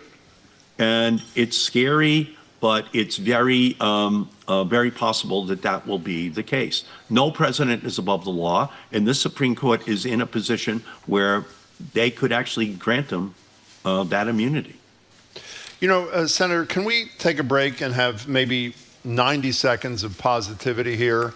Our team was lucky enough to bump into you at the 1-year anniversary of the new ownership of the Bay State Banner the other night, and it was a rather embarrassing spectacle. You have a United States Senator who's got every pocket stuffed with paper. Am I being fair so far, Senator? Yeah. There it is. He's holding it up. Yeah. Okay. People start giving me paper early in the morning. I'm sorry, Senator. No. So Senator Markey says he has some polling data, I believe he said, that he studied that is actually far better than we're reading about the Trump-Biden race. And it wasn't until I exited myself, because I was embarrassed by the whole spectacle, that you eventually found it, and you and Marjorie digested it. So can you spend 60 seconds and share what you think is better news than some of the poll, even though the polls this morning actually are looking better? Share with us what you were able to ascertain from your deep dive into these numbers. Well, what I try to be is a walking, talking political antidepressant.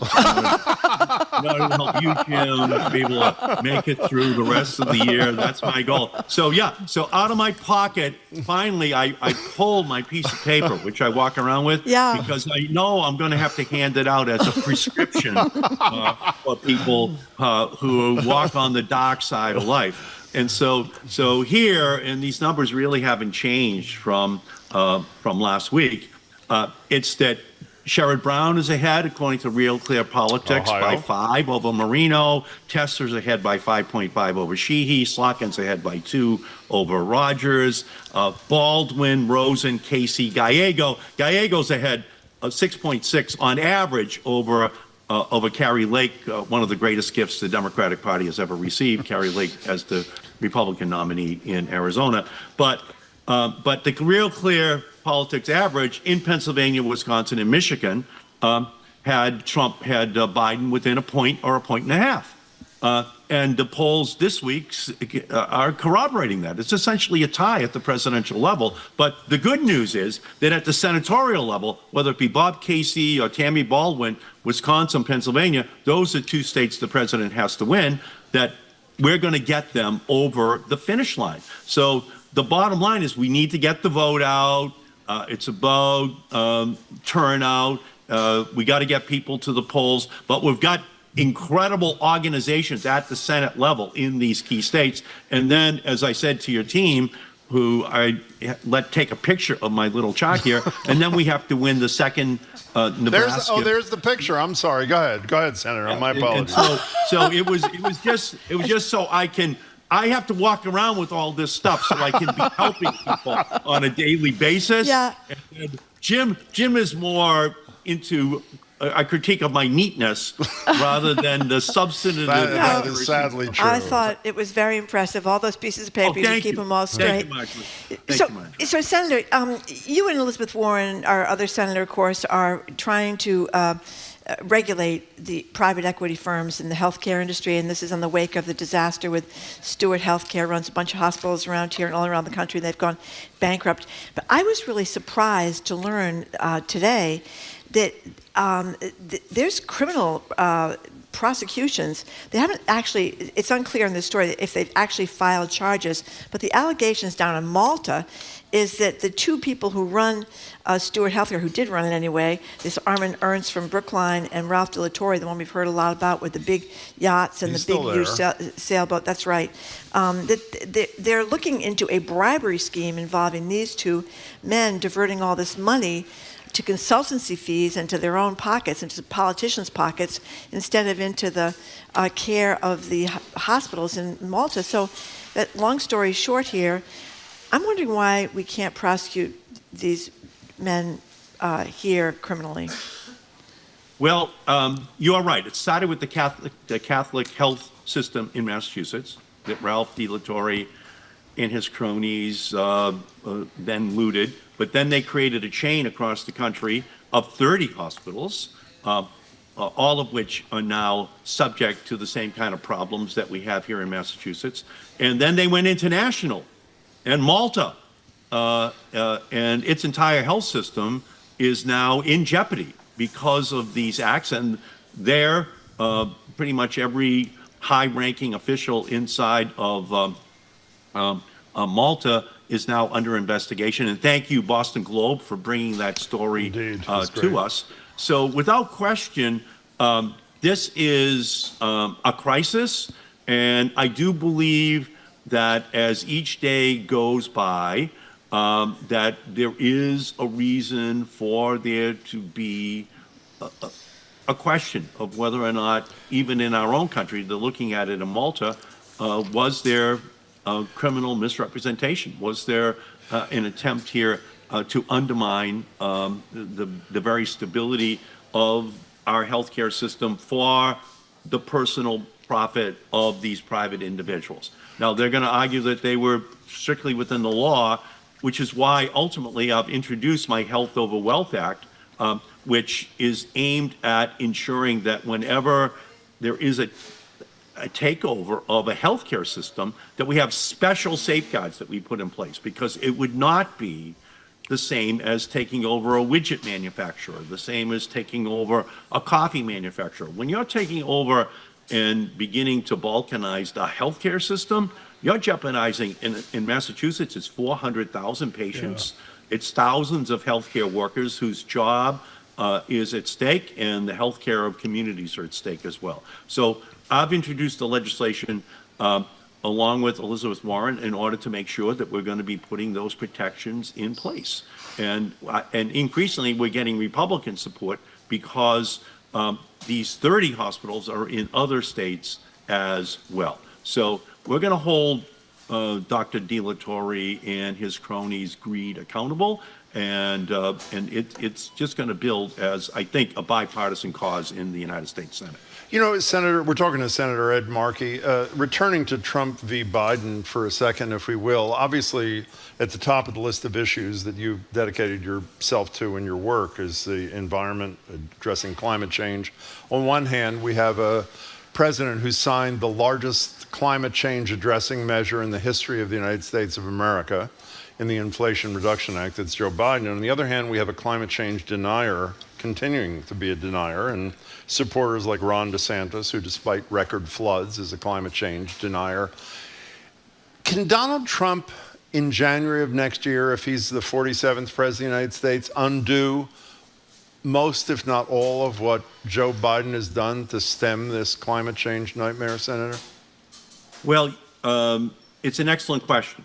So when it comes to, for example, the fuel economy standards for the vehicles which we drive, we put 60% of all the oil we consume into gasoline tanks, and President Biden has now passed the strongest possible laws in terms of increasing the efficiency of these vehicles.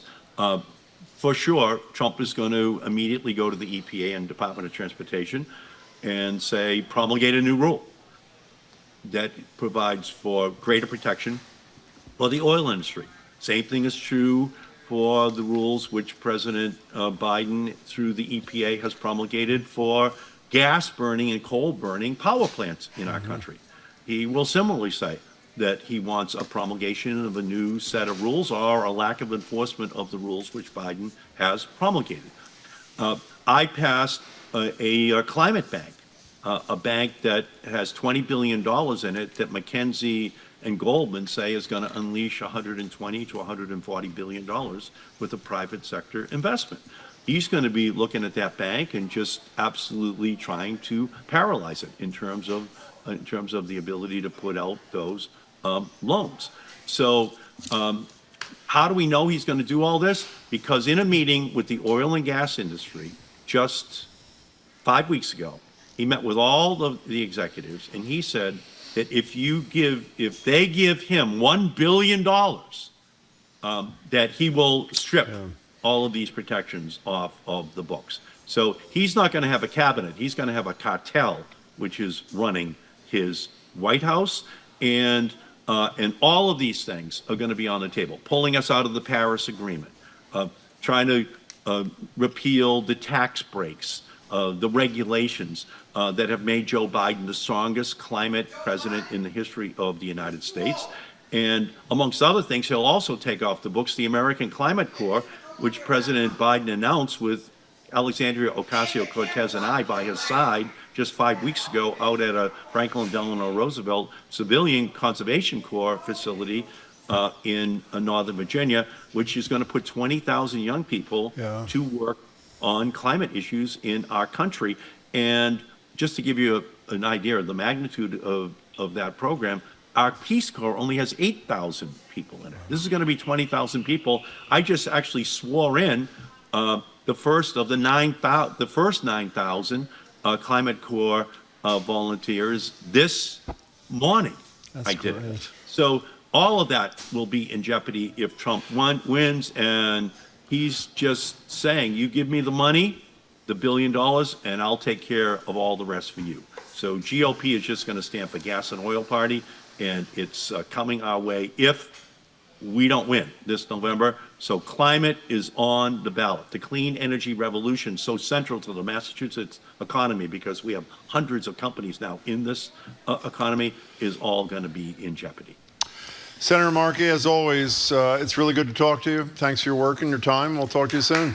And can I just say congratulations to the Celtics? Oh, yeah. Oh, of course. And congratulations to Joe Mazzulla for being the latter-day reincarnation of Red Auerbach. Look at this. A phenomenal. Wait a second. Why aren't you wearing an emerald green tie there, Mr. Senator? What's up with you?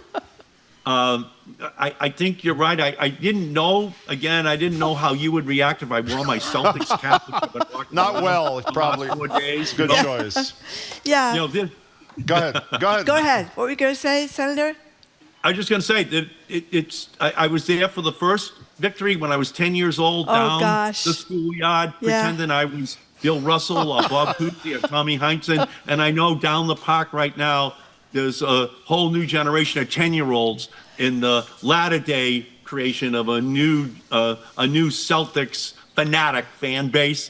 And I'm so happy for all of those 10-year-olds because I remember what I felt like when they won that. The Senator did his part for anti-depression advocacy there. Thank you. Well. Good to see you, Senator Markey. Thank you very much. Great to be with you. We appreciate it.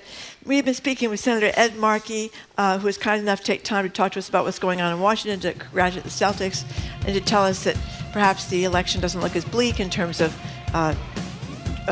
Joe Biden as many people that think it does. climate core thing he talked about, swearing in 9, that's really inspiring and great. Yes, it is inspiring and great. Okay, up next, we're going to talk with Noelle Trent of Boston's Museum of African American History. She's going to tell us before this is the last day of the summer membership drive. We won't be bothering you now for quite some time, but if you've been hesitating, you're a procrastinator, which I am, this is your last opportunity to donate something. More than 70% of our money to run this operation comes from the generosity of listeners like you guys. Small contributions, $5 a month, $10 a month. Jim mentioned the two enticements we have today, the Eton Crank Radio, and that's when I was cranking before. It's rechargeable with the crank. It gets AM, FM, National Weather Service channel in a disaster. You can charge your phone on it. It's really this clever operation. And the dry bag, which I took to the beach almost every day. I went to the beach last summer because you can stick your phone in there. It's see-through, so you can see everything is. Your lipstick, your sunscreen, whatever you want, you can see it in the dry bag. It keeps everything from getting ruined. I want to say, I've been talking about legacy media's travails, and here is what Lauren from Andover said. Reliable, balanced coverage of local news as well as national and global issues is imperative to a functional democracy. You're so right, Lauren, and thank you for saying that. So if you want to contribute to the functioning of the democracy in your own little way here in Boston, 888-897-9424, gbhnews.org.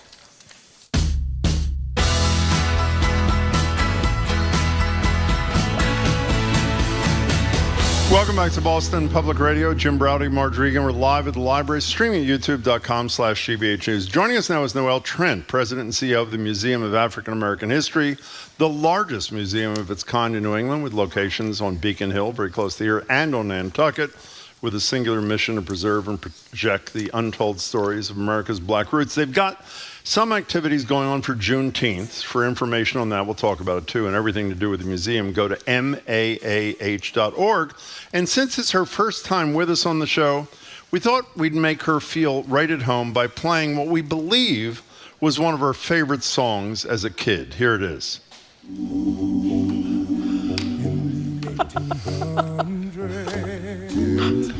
I don't know why she's laughing. Now I feel like I should sing along with this. Go right ahead. Go right ahead. Go right ahead. I'm not going to sing. Oh, my Just God. a little more. You're going to tell us why. In a minute. Camps and slavery, all the black man came to be. He was a hard-riding hero of the 10th Cavalry. That, of course, is the great Persuasions, and joining us now is Noelle Trent. Noelle, it's great to have you here. Thanks so much for being with us. Why are you laughing? What's going on? Oh, my goodness. I knew that was going to come back, especially in this show. Yeah. When I got here to Boston last year, I immediately turned to 89.7, and I was listening to this show. I was like, who are these folks? Everybody this sounds says like that. a really interesting show. And I was like, maybe I'll be able to get on there one day. There you go. So buttering us up. So tell what happened. How do we know about this? This particular song was covered in I mentioned it in a Boston Globe interview that they did. Mm-hmm. And when I was a kid, my family was very big on road trips. Mm-hmm. And growing up in the 80s, your road trip, you didn't have like any of the video games or whatever. It was backseat of the station wagon or the way back, which was, Sure. probably not a good idea today. There were some things that my parents did. I was like, We wouldn't do that today. But part of our entertainment was my father would have different cassettes that he would play. And apparently every once in a while he would get tired of listening to our Disney songs. And so he put in the Persuasion Street Corner Symphony, which, great vocalist group, wonderful harmonies, but I would literally go to sleep, like fall asleep and hear, that song, and then I'd wake up and it's the same song. So it's like fully cycled through, and it was just like, I go to bed, don't it make you want to go home? And I come back up, and I was like, oh my gosh. And it was just going on, and finally my mom was like, put something else on. So after that particular road trip, somehow it got misplaced. Somehow. And it stayed misplaced for about a decade. Oh, no. Well, it's back today. It's back today. I'm going to have to tell him that this happened. Yeah. He's going to crack up. It's Your great to have you. Your father must have been devastated a whole decade without his favorite tape. Well, and the other thing is that he was a bass, so when he would sing, he'd sing the bass line, but then he'd also try to do the other line. And it's like, okay, sir, this is long, hot car rides. Hills of Virginia, around tobacco fields and stuff. So, yeah, that was my childhood memories. Well, it was a great story. Great story. So tell people. Go ahead. I was just going to say that for people who haven't been up to the African American History Museum, tell us what it is. So the Museum of African American History, we have 2 campuses, and here in Boston at 46 Joy Street, we have 2 historic buildings. We have the Boston African Meeting House, which was built in 1806 and is the oldest existing black church building in the country. It was built largely and fundraised largely by the black community of Beacon Hill, and in the 19th century, the north side of Beacon Hill was where the black community was located. And people like Frederick Douglass, William Lloyd Garrison spoke there. Your area of expertise. Yes, Frederick Douglass is my historical boyfriend. And then we also had, the New England Anti-Slavery Society was started there. The Massachusetts Colored Association was started there, and that group was one of the early groups to set up an organization to combat not only slavery, but assert the human rights of African Americans. And there was a school that was started in the basement of the meeting house. And by 1835, a gentleman named Abel Smith passed away and bequeathed to the city of Boston about $2,000. And that money went to create the Abel Smith School, which became the first public school in the country specifically dedicated to educating black children. Now, how that plays out in history is in 1850 or so, Sarah Roberts, her father, files a lawsuit against the city of Boston about how she has to go to the colored school, as they were called, instead of her neighborhood school. And that sounds very familiar. The lawsuit was not successful. And later, Massachusetts would desegregate its public schools. But in 1954, when the Supreme Court brings those 7 cases in Brown versus the Board of Education, one of the cases that serves as a precedent case is Roberts versus the city of Boston. Wow. Yeah. You mentioned African Meeting House. Did Mick Jagger actually go in, or he was just, we've all seen the photograph on Instagram when he was here a couple of weeks ago. So that was a funny story. I saw it on Twitter. Yeah. And I immediately emailed my staff, and I tried to become please tell me Mick Jagger did not come and nobody called. And they were like, absolutely not. So we think he just took a photo by the sign, which is great because he's got a great following. Oh, yeah. But I also had to let it be known. Mick Jagger, any of the Rolling Stones show up, Paul McCartney. That's an immediate phone call. I stop what I'm doing and I'm going to go give them I think a tour. that's reasonable. Absolutely. Can one of the times I've been to your museum, a former colleague of ours here is, Marita Rivero was one of your predecessors. And I went up, she was kind enough to take me up there one day when their exhibit, which was spectacular, and Frederick Douglass was happening. And one of the things I learned that I was embarrassed that I didn't know, that he was the most photographed man in America in the 19th century. Why did he decide that was so important to his cause, Noel? Well, I think there's a couple of different things that are happening there. The first is that advertisement at that time was using a lot of what we call minstrel or blackface in their advertising. So they're presenting these stereotypes. There's also a social stereotype happening around black people at the time, that they're slaves, that they're lazy, that there's no sort of dignity. So visually, in the landscape, he could see that there was nothing there to position black people as having dignity, as having humanity or personhood, as they would call it at that time. I also think he was just absolutely fascinated with the new technology, right? And so you see all of these photographs of Douglass, and it's very much in contradiction to what the social idea of black men are. And all of them, he's always very poised, very dignified around it. So I think there's two very things handsome, working. too. He's very handsome. Yes, he looked, yes, he looked at very all good. stages, In at all all these stages. Well, and as Donald pictures. Trump said, he's doing a great job, as we know, which was really... That's right. He is doing a great job. It's amazing from beyond the grave. You know, one of the things, Michael Curry, who is on the national board of the NAACP, is with us weekly, and he's kind enough every week or two to do a little Black History piece for us, because we acknowledge that we are so remiss in not knowing our own history. And while we talk about Tulsa or New Orleans or whatever, it seems to me that even the history of this region, if you stop the average person on the street, they'd probably crow and talk about our leadership in the abolitionist movement, but not know about what preceded it that is not something to be proud of. Is that public education not part of what your mission is over there? It is. It absolutely is. I've been in the position a little over a year now, by like a few days. And so that's one of the things that we're going to put out there. It's that not just, yes, we did great things in abolition, but there were some other things that we've got to really wrestle with and get some clarity around and just be honest about. Last week, I went to Nantucket, where we did a posthumous diploma awarding to Eunice Ross. And in 1839, she was a young black girl who qualified, passed the exam to get into Nantucket High School, but she was denied. And while there were people and allies in the community to help try to push this, she was never allowed to gain entry to the high school. She did do some education, but she never earned her diploma. And so the posthumous diploma was an acknowledgement of the historical wrong. But I think with issues like that, what we have to do is have to be careful that we do this act and then that's it, right? We do the act to acknowledge the wrong, but there's still so much work to do to help create that equity.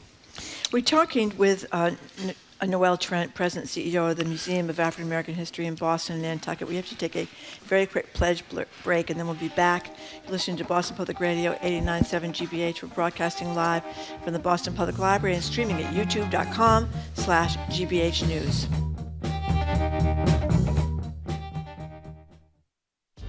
It's time to support Boston Public Radio on GBH. Listener contributions pay for the program and keep it on the air. You don't have to give much to make a difference. Please make a difference by giving now at gbhnews.org or by calling 888-897-9424. So if you're contemplating giving, time is running out. It's running out on our show. And as you haven't even said this today, Marjorie really explain how you want people and why you want people to give while we're on the air. What's that motivation exactly? Because we're on from 11 to 2, and I want to have raised most money while we're on the air. She's an honest woman no right there. No offense to my colleagues, but I want to get the gold star. Okay, so you have an hour and 15 minutes. An hour and 15 minutes to make Marjorie really happy. That's right. And you can do that by calling 888-897-9424 and you know what? or gbhnews.org. I might get another extra crank radio for doing such a good job. I don't think you need Jim? 6, actually. I think 5 will do you quite well. And that's speaking of the emergency crank radio, which actually is a great thing. It is. It's and there's 2 thank you gifts today. You get that and the GBH dry bag thing where you can put your stuff in there at a beach or whatever and it all stays dry. But the crank radio obviously is something that if you run out of power, it's got an LED flashlight. You just crank There's it. a flashlight. You can give your cell phone an emergency charge. A flashlight is but I hope it's not the gift. If you decide to give, it's because you like and value what you hear from early in the morning until late in the evening, and you can show that you value it by calling 888-897-9424 or going to gbhnews.org. So here are some of the nice listener comments. We love to read these. They're very flattering, or else we wouldn't read them. Lee from Webster says, the best news and commentary around. Can't forget the Culture Show and Wait, Don't Tell Me. Thank you to Lee. Kathleen from Somerset. I listen. I love the shows and have my alarms set so I don't miss them.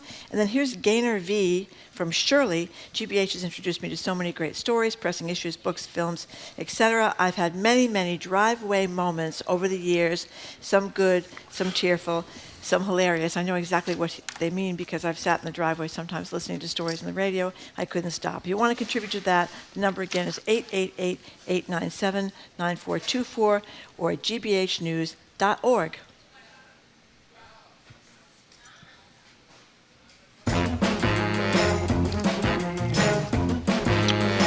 Welcome back to Boston Public Radio. Jim Braude, Marjorie Egan, broadcasting live from the library. We're talking with Noelle Trench, who's president and CEO of the Museum of African American History in Boston, just right up the street from us and in Nantucket. So it's Juneteenth tomorrow. What are you doing? Well, we got a lot of activities going on, and before I forget, I did bring you guys thank you. Juneteenth flag. Oh, great. Thank you very much. Thank you kindly. Very nice. Thank you. So we've got here in Boston at our site, starting at 11, we have activities happening throughout the day. The Park Service will be doing special Juneteenth tours of the Black Heritage Trail, I believe at 11 and 2. My team is going to be doing some presentations about Juneteenth and what it means to the museum. We'll have a drum circle. There's face painting. We have free slushies. So there's a lot of good. like... It's going to be hot.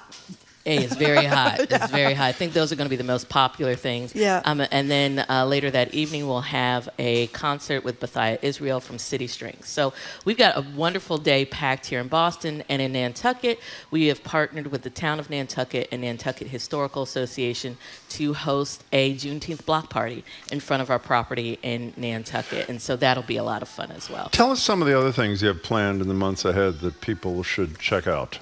Well, I think the greatest thing for people to do is just to sign up for our mailing list, because that's how we put out all of our information coming up this fall. How do they do that? Visit us at mah.org, MAAH.org is our website.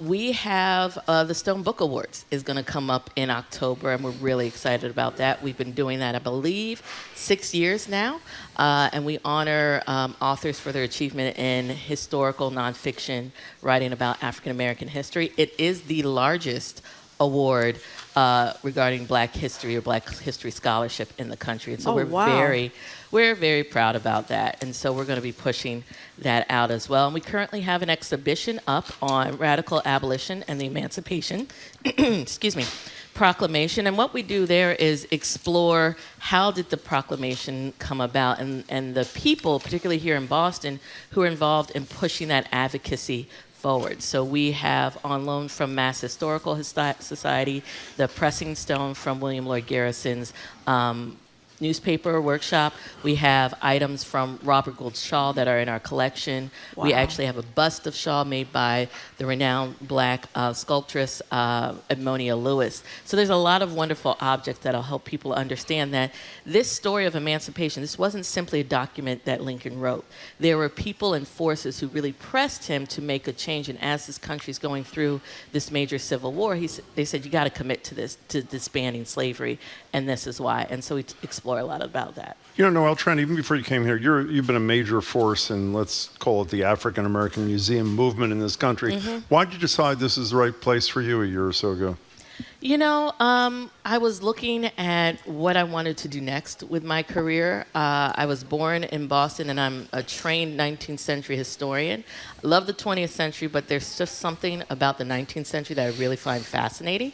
And when I saw that there was an opportunity to do this work, I believe that the Black experience in New England is fundamentally different from every other Black experience in the country, and it helps present to people that historically Black people were not a monolith. And so I think it's important to help push that story out, help people understand that there were multiple dynamics going on. How is it different here? A number of things. I mean, you do have enslavement here, but there's a dynamic of people pushing for their own freedom.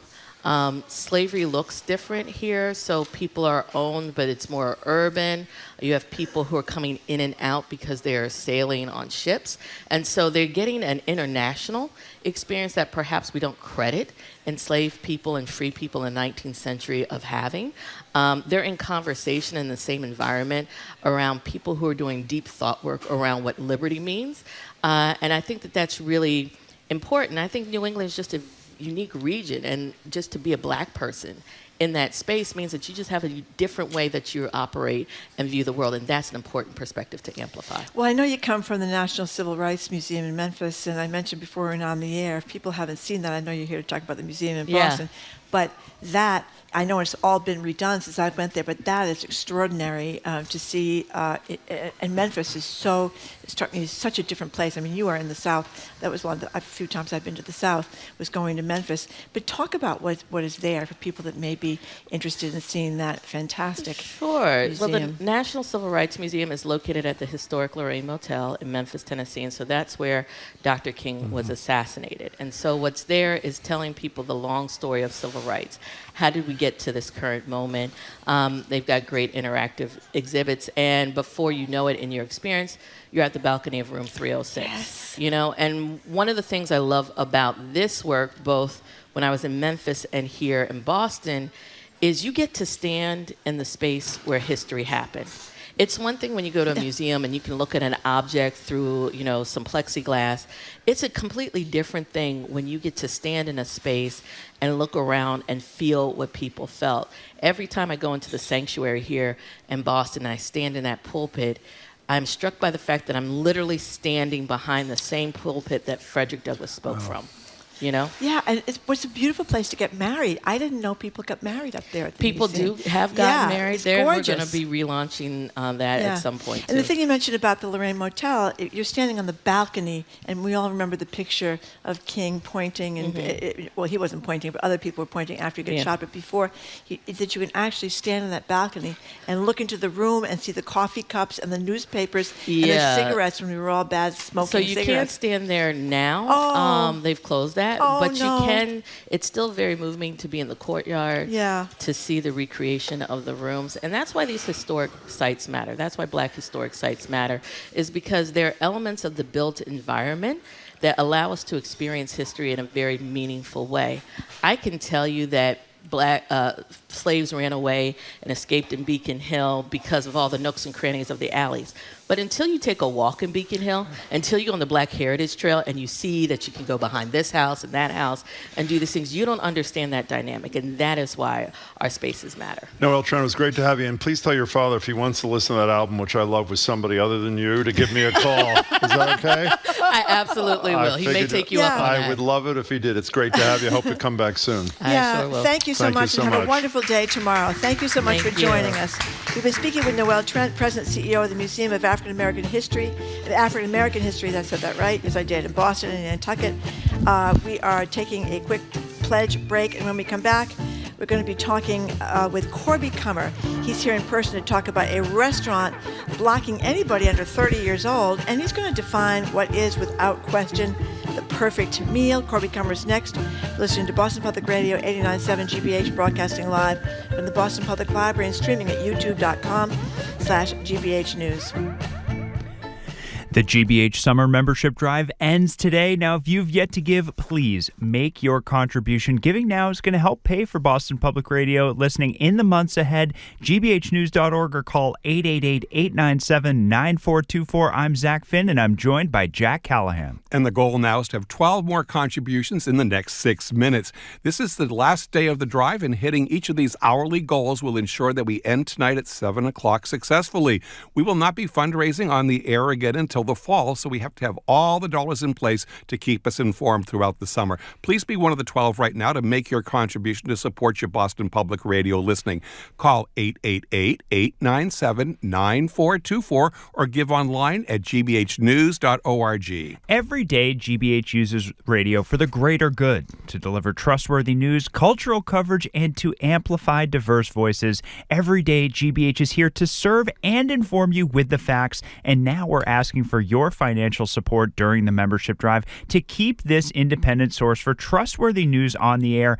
888-897-9424, gbhnews.org. We have a really special last day offer. It's a combination. We have the Eton Emergency Crank Radio and the GBH Dry Bag for $12.50 a month, or a one-time gift of $150. Now, this dry bag is really cool. It snaps shut and it'll keep your belongings free and dry wherever you are. It's designed for outdoor activities, but this has got the style that you can walk down Newbury Street or any place that you want with that.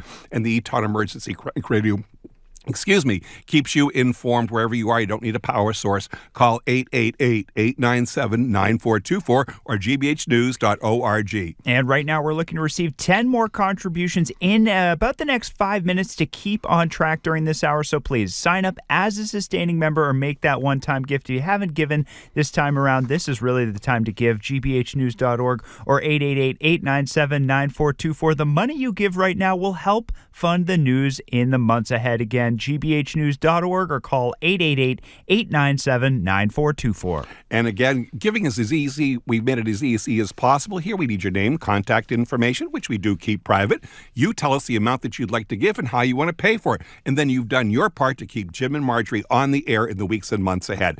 888-897-9424 or online at gbhnews.org. And this is it. This is the last day of the summer membership drive. Now, you've probably been meaning to give, maybe even had that hand on the phone or the wallet, but then, of course, as always, there's some sort of distraction. Well, the time to give is almost gone. So please, take those couple of moments right now. Support your listening in these months ahead. gbhnews.org or 888-897-9424. And I want to thank Heidi from Millbury for making her difference, making a contribution. And she took a moment to say, I love everything about GBH. I've been a long-time listener for over 30 years, and my adult children are now avid listeners.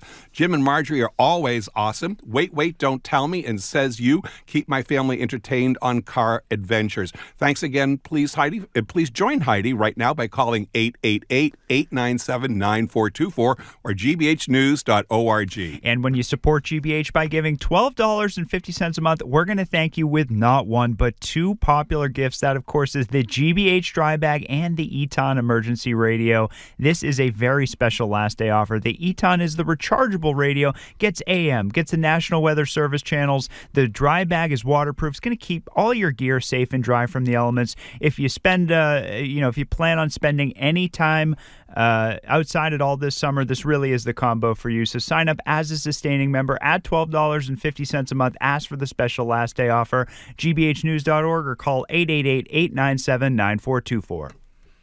888-897-9424 is the number to call. We're now down to just 7 contributions to go, and in the next several minutes here, 7 more contributions means that we can say we met the goal this hour. We're that much closer to the successful conclusion tonight at 7 o'clock. One more time, 888-897-9424 or gbhnews.org. Every day you hear the difference on GBH. The in-depth and unbiased news, the thoughtful and civil conversations, the stories told only in a way that GBH can tell them. It truly is the news that matters. Now, if you've never given before, now is the time to invest in GBH. It's your support that ensures we can cover the issues, chase down the facts, and keep you up to date each and every day. Simply choose a monthly amount. Maybe that's $5, maybe it's $10 a month, and become a new sustaining member of GBH right now. gbhnews.org or 888-897-9424. And we're now still offering the last day offer. It is the GBH Dry Bag along with the Eton Emergency Crank Radio. A great pair because you can keep your items safe and secure from all the elements when you're out and about. And the Eton Emergency Radio will keep you connected to whatever you want to listen to while you're away from a power source. Call 888-897-9424. Become a sustaining member at $12.50 a month or a one-time contribution of $150. That will go a long way to ensuring that Jim and Marjorie, all their fascinating guests and conversations will be here in the weeks and months ahead. All right, now we're all the way down to 4. We're looking for 4 more people to make that contribution. Hey, you still get a couple of minutes here to help and support, but you want to get that call started. Join with others by giving right now. When you do, you're going to help keep NPR and GBH News on the radio in Boston. Again, a couple of minutes. We're looking for 4 more contributions. We know you can do it, and a 2-for-1 special offer today is really, this is the time to give. So give us a call, 888-897-9424, gbhnews.org.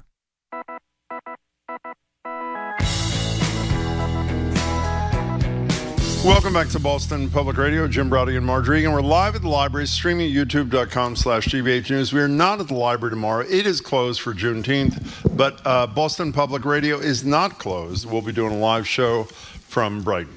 Joined now at the library desk by Corby Kummer. Corby's the executive director of the Food and Society Policy Program at the Aspen Institute, senior editor at the Atlantic, senior lecturer at the Tufts Friedman School of Nutrition, Science, and Policy, and a multiple James Beard winner. Nice to see you, Corby Kummer. Nice to see you both. Well, it's great to see you. So, Corby Kummer, let's start with my favorite me story too. of the Me week. too.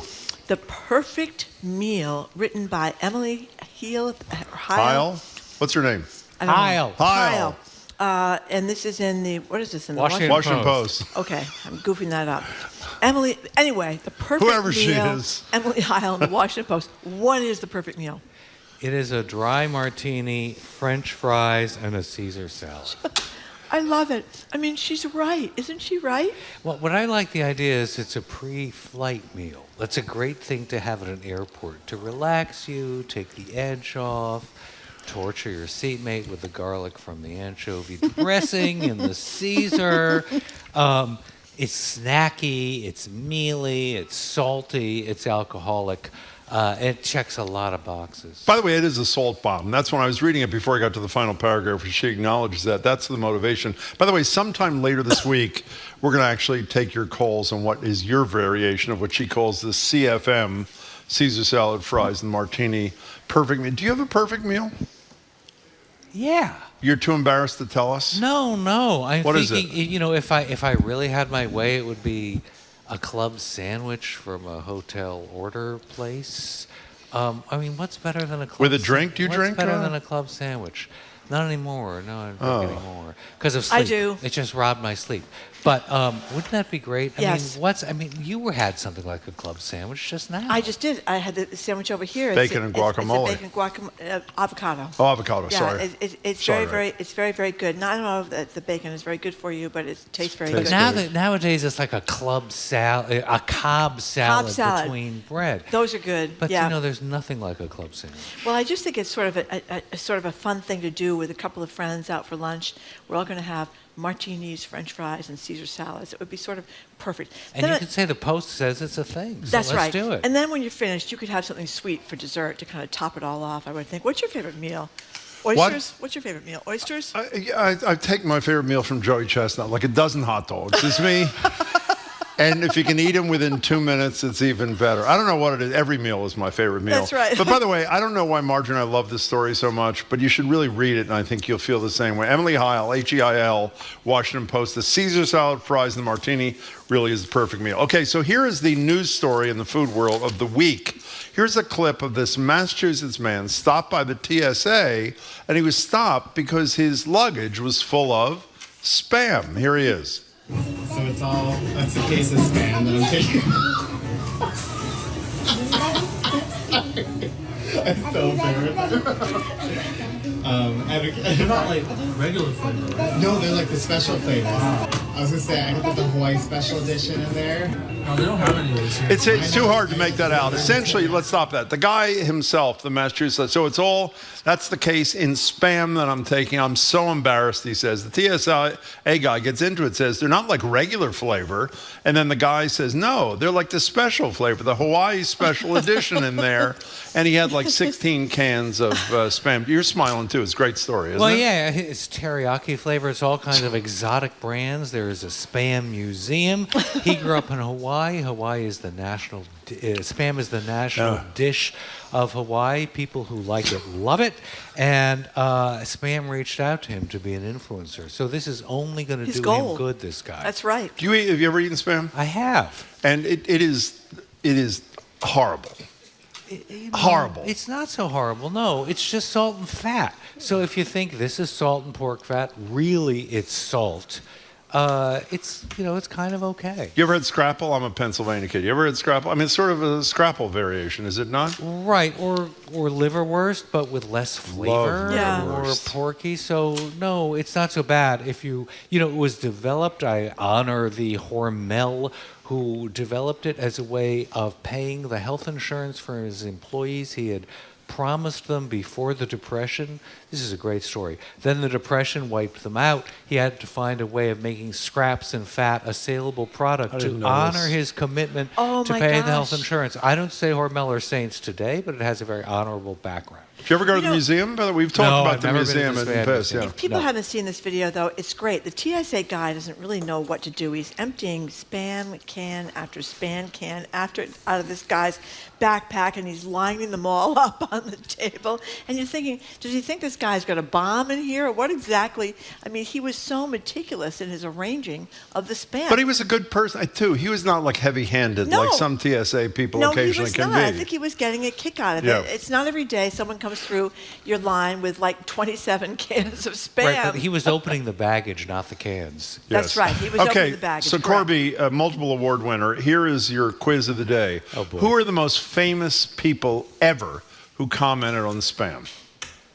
I absolutely lose this quiz. Okay, here it is. Monty Python on Spam. Here it is. Oh, of course. Well, spam, egg, sausage and spam. There's not got much spam in it. I don't want any spam. Why can't you have egg, bacon, spam and sausage? That's got spam in it. Not as much as spam, egg, sausage and spam. Look, could I have egg, bacon, spam and sausage without the spam? Ugh. What do you mean? I don't like spam. I don't know why. It's one of my favorite Monty Python bits. But remember, the entire musical based on Monty Python is called Spam-A-Lot. Nice indeed. Spam-A-Lot, that's right. Spam-A-Lot. So- We're talking to Corby Kummer. Let's talk about this restaurant where no women under 30 are allowed to go and no men under 35. What's up with that? So it turns out this is the Bliss Caribbean restaurant in St. Louis County, Missouri, where the owners decided we're going to give people an adult holiday, so we're going to put an age limit on it. What was fascinating to me about the story was it looks like a restaurant or any public place is allowed to put an age limit on it, and they can check IDs, but not to make a different age Right. for men and women and say that women are still attractive over 30, but men want their pick over 35. That was a little nuts. Yeah, maybe the same age. I should have done both 30 or both 35. But the idea is that it's going to be calmer, less noisy. It's a PR move. That's BS. It's all about PR because they got a huge story in the New York Times. Don't you think? Well, maybe you don't want to sit next to the 20-something bros. But here we are having their talking nice about it, dinner. and I bet other restaurants are going to try this idea, which is no kids, no screaming kids, maybe no pets, and then a civilized dance floor where at 1 o'clock or something you can they get a start little dancing. raunchy and nobody's going to judge you. I love that. I love that. Yeah, they have a marble dance floor and they have a party later in the evening for everybody who wants to dance around. But you see what they meant? We talked about the following about a year ago when it came out. Buried in the story is a place called Nettie's House of Pizza. Do you remember this, Marjorie? In Tinton Falls, New Jersey. It posted on its Facebook page in February of last year that kids under 10 were no longer allowed in the restaurant. Yeah. And by the way, I love kids. You got to do that as a mandatory so you don't get hate mail. I love this concept. Isn't it? I mean, why is this not spread more? Because they're worried that parents are going to feel they're unkind? I mean, And who doesn't also want to go worried- to a nice restaurant with no kids? And also worried about social media campaigns Against them. which actually happened. Against Nettie's. Yeah. Yeah, but right. isn't this, I mean, you are a fairly astute surveyor of the restaurant scene. When most people go out for adults for a fairly nice meal that isn't cheap, you don't want to hear screaming kids in the damn restaurant, Well, right? I'm a terrible survey of one, but every so often there are screaming kids on an airplane because of the altitude change. I'm on a lot of airplanes. I go to a lot of restaurants. If I see kids, they're mostly well behaved. I mean, I don't want to generalize. You only need one, my friend. Okay, Jamie's looking very skeptical. He has a son. Well, we know about his son. And Not sure he's ready for the restaurant world yet. No, I believe in letting kids into restaurants. No, you don't. Yes, they shouldn't I be on do. airplanes either, by the way. I mean, no, I'm serious. I don't mean they can't fly somewhere. Let's go in the There should be wing. flights that allow kids, and there should be restaurants that allow kids. But there should be some places where you can get a respite from that one kid or two kids who are I know you well enough to know if you're in a nice restaurant you really wanted to go to, whether for work or pleasure or whatever it is, if there's a kid who's misbehaving, it poisons the whole deal. If you're in a nice restaurant that charges a lot of money, chances are parents It are won't be- not going to yeah, be bringing won't their be kids kids. there. And if you go after 7 p.m., it's probably beyond their bedtime. and you can avoid them anyway. Yeah, you don't want to bring kids to a really snazzy restaurant until they're old enough to behave themselves in a snazzy restaurant, and you rarely do see it. I don't see it that much. I think my attitude is if the restaurant does not serve Spam, there should be no children in the restaurant. That's, I just that's think my you rule should of feel thumb. free to go over to the parents and tell them they're doing a terrible job of raising their children, Yeah. and would they please shut that child By up the way, right I did now. that on an airplane, as Marjorie well knows. Yes, and you were I was almost ushered out of arrested. my seat and told that if I said one more word to the child or his father, that the marshals, U.S. Air Marshals, would greet me at Logan when we land. So I tried that, Corby Kummer. It wasn't very successful. At a plane, not a restaurant. And that's who we're talking to, Corby Kummer. Yeah, this next story is very upsetting. I mean, it's really hot today. It's going to be hot right through Friday here. But they talk about in the story about the people that are working in the kitchens and cooking the food in some of these restaurants where the temperature is getting up to triple digits. So we think a lot about, or those of us in the food justice racket think a lot about farm labor and what temperatures are like on the farms.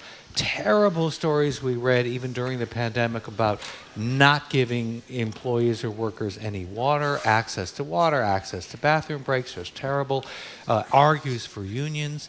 But, why haven't we thought enough about kitchens? And when I was doing on my Aspen program a lot of COVID safety guidelines, ventilation. We were thinking a lot about temperature and ventilation in restaurants. But now there's a move to unionize kitchen workers to force overtime, depending on what the temperature is, or double time. I think it's 75, 77, or 85. And a guy, it starts off with a wrenching story of a guy who has to support his family, and he had to quit his job supporting his family because he couldn't sleep. It interfered with his heat regulatory mechanism, Yeah. so he couldn't sleep at night, which meant he couldn't function in his job or as a father. And it makes you think, okay, I mean, the main line of the story in Mother Jones, unsurprisingly, is unions are a good thing. Let's let unions help protect kitchen workers. Yeah, but this whole notion of them paying time and a half in certain circumstances when the heat reaches a certain level sort of misses the point. And to me, while it's good if the conditions are going to be horrible and you want to work there, that you get more money, the point is made, I think, by a Starbucks worker. Heat pay is great, but we would actually like the workplace to be a reasonable, safe temperature year-round. That's the goal. The goal is not to compensate me when I work in a horrible environment that's unhealthy.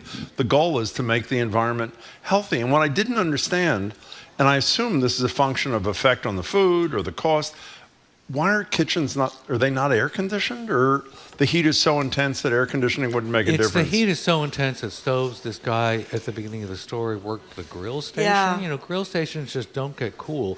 And even if there's very powerful ventilation that satisfies all the regulations of getting out the smoke, it doesn't necessarily lower the temperature. It's incredibly hard. Just last night at midnight, I've invited a restaurant owner from Saigon Social on the Lower East Side of New York. It's a fabulous story. She opened the week of the pandemic. She kept the restaurant going. She's built a huge social media following. She's great. Yesterday, her air conditioning went out in Lower East Side, New York City, which is going to have high 90s. So she stayed up the whole night to try to get repairment, and today it's back on. But, restaurant by restaurant, for an individual owner, it's an incredible challenge to keep things cool. It's not easy to cool a kitchen, ever. Also, I don't know if you made this point. If you did, my apologies. But climate change has exacerbated the pain of heat in kitchens. I mean, it sort of creeps in. It's a term I never heard before, attribution science. And it's the term in this story, wherever it was, in Mother Jones, about those who look at how the impact that climate change has on a whole host of things, how much you attribute to climate change. So obviously, the need to address this is huge, to say the least. We're talking to Corby Kummer, our Corby guy. We only have a couple of minutes left. There's a wonderful story, and I don't remember where this is either, about, I was in Dorchester the other day, and I was ahead early for me. I went to a fabulous Vietnamese market, supermarket. Was in the New York Times, the story.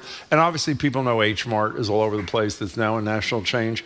What's the role of these, mostly Asian, I think, there may be some exceptions, these sort of, what used to be specialty, mostly family-run markets that now have become not only chains, but chains where you can sort of get everything. And at least from my perspective, the feel of a lot of these places is so much more appealing than a traditional supermarket, even though I do love Market Basket. So what's your take on this? Well, the local presence of these is H Mart. Remember it went in one of the original Bread and Circus locations right in the middle of Central Square? Mhm. Yes. And how excited we all were and are about H Mart. Still there. I am, because it has Paris baguette, which is a French pastry chain that's part of So H Mart. incongruous, but it is great. Owned by them. But the best French pastry in the world is in Japan. So Is that so? Oh, best. Yeah, the best Really? work people, Oh, God, craft. they have a Japanese pastry place on Beacon Street right I next went to the it. other day. fabulous. Japanese. Is Oh that my God, not is that fantastic? spectacular? Those little brioche with the cream in With the the cream in it, middle. yeah. Oh my God. I remember Japonais was in Brookline. It was That's at Washington right. Square for a while. So in any case, they're very good markets. They have a lot more produce and a lot more kinds of things. The point of this story in the Times was twofold. First, Asian taste and sauces and sriracha sauce and different soy sauces. There are so many different kinds of soy sauce, different levels of fermentation, different kinds of flavor. An appreciation for it comes if you have access to them at these Asian markets. But it was dual because it also quoted this story. A lot of people who relied on the interaction with a local owner at an Indian market, at an Asian market, as sort of eroding community values and community relationships. You know what the other great thing is about going to those kind of places? I don't know if you do, Marjorie. What? I find it hugely fun to be in a place where you don't know what half the things are. And they're willing to explain, people who work there, and then you integrate them into your cooking, assuming you attempt cooking, Marjorie. And it is really, it's a thrilling kind of thing. You know what's also thrilling? Having you in person for know. a segment. That's a We thrill haven't to seen be you here. in months, Corby Comer. It's great to see you. Great to be Just here. real quick, because we're out of time here, but you're not supposed to call it an ethnic grocery store because it's expanded way beyond that. Is that the theory? So that's one of the messages. I thought that was a of this piece. ridiculous point. actually. Okay. Dom, good. let's just stipulate that authors don't write their own headlines. Okay, they do not write their own headlines. Nice to see you, Okay. Corby Comer. Be Comer, well. thank you so much, and great to see you, Corby. We've been speaking with Corby Comer, food man, the executive director of the Food and Society Policy Program at the Aspen Institute, a senior editor at The Atlantic, and a senior lecturer at the Tufts Friedman School of Nutrition, Science, and Policy. Thank you very much, Corby. Up next, we're going to talk to the president of the Boston Public Library, David Leonard. We're going to talk about, we missed some days here because of the air conditioning. It's back. But we're also going to talk about what is up at the Boston Public Libraries around the city this summer. You're listening to 89.7 GBH Boston Public Radio, broadcasting from the wonderfully air-conditioned Boston Public Library and streaming at youtube.com/GBH News.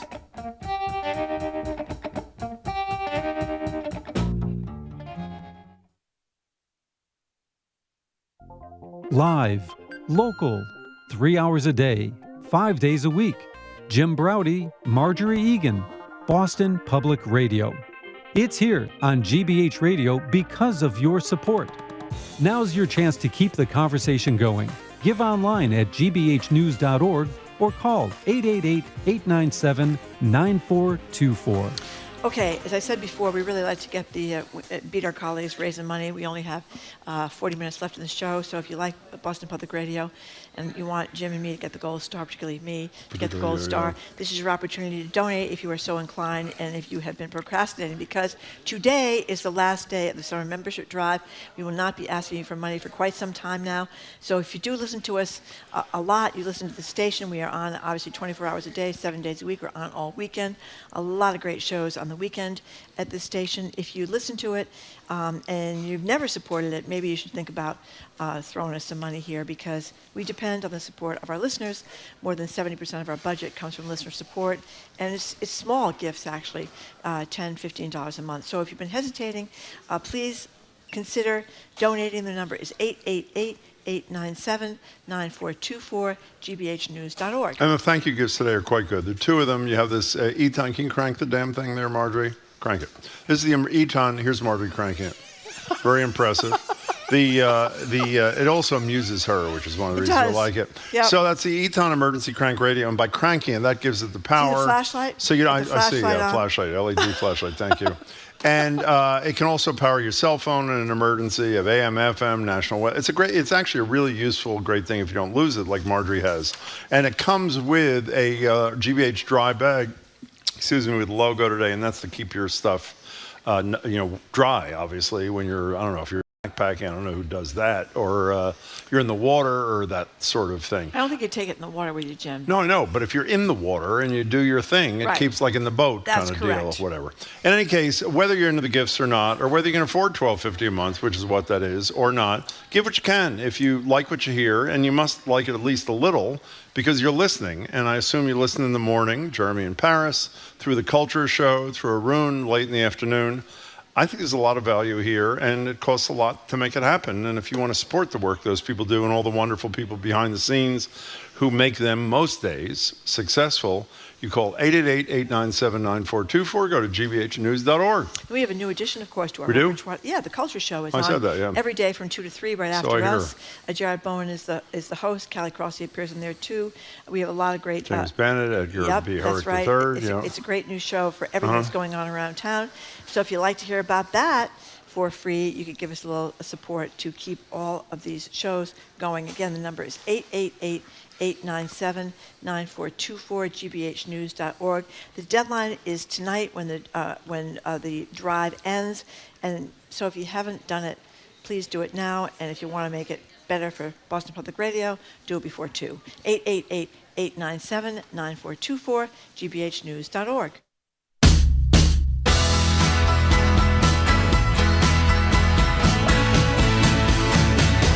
Welcome back to Boston Public Radio. Jim Browdy and Marjorie Egan. We're live at the library, streaming on youtube.com/GBH News. I don't know if you noticed, Marjorie, it's really hot outside. It's hot outside. You notice it's really cool and comfortable inside in the Boston Public Library. Yep. Oh, and speaking of that, here is the president of the Boston Public Library, who's responsible for that, David Leonard, our host. David, it's great to see you. How are you? Great. Jim, good to be back with you. Marjorie, how are you? Yes, thank you very much, David, for joining us. But tell us, is there this is how Jim wanted me to put this. What? Is there a moral to the story of the AC disappearing for a few days? Well, it's great to be back and be one of the cooler places in Boston once again. Exactly. For sure. And just in time in some respects with the weather doing what it's doing outside.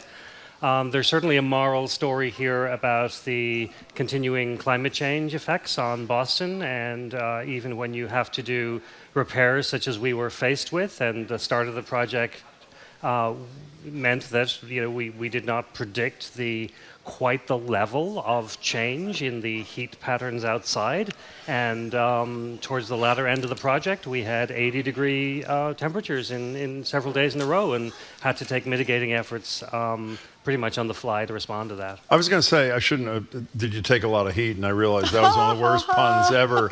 I mean, I'm sure you'll tell me if you did or not. I assume, because I hadn't thought about it until this morning, in the era of climate change, this is beyond being a wonderful place to learn.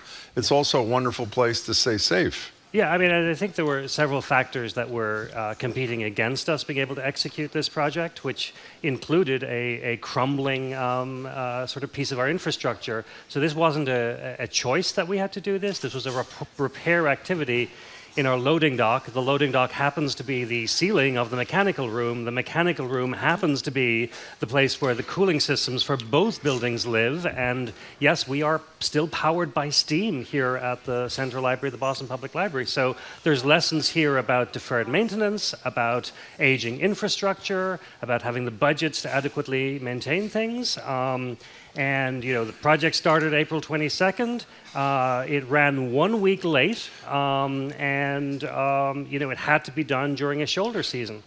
Speaking of things being expensive and aging infrastructure, are there major capital things that you're doing around this place? Yeah, so not just here, but certainly over the course of my tenure so far, we've renovated 6 of our branches fully. We have another 6 in the works, and part of that is not just about having warm or cool, welcoming spaces, warm and inviting spaces, but it is also about greening those buildings and ensuring that they have resilient energy systems and are responsive to the changing environment around us. It's a race against time, and for this project here, for half of the race, we lost part of that race, and now we're back. You know, let me just say, I say this behind your back, so this is not just because you're. This is one of the most. No, I complain about everything. You do. This is one of the most beautiful buildings. It is. Every piece of it is different, and it is so incredibly welcoming and beautiful. It's just, it's. I mean, I know you got to keep updating things, but there's really a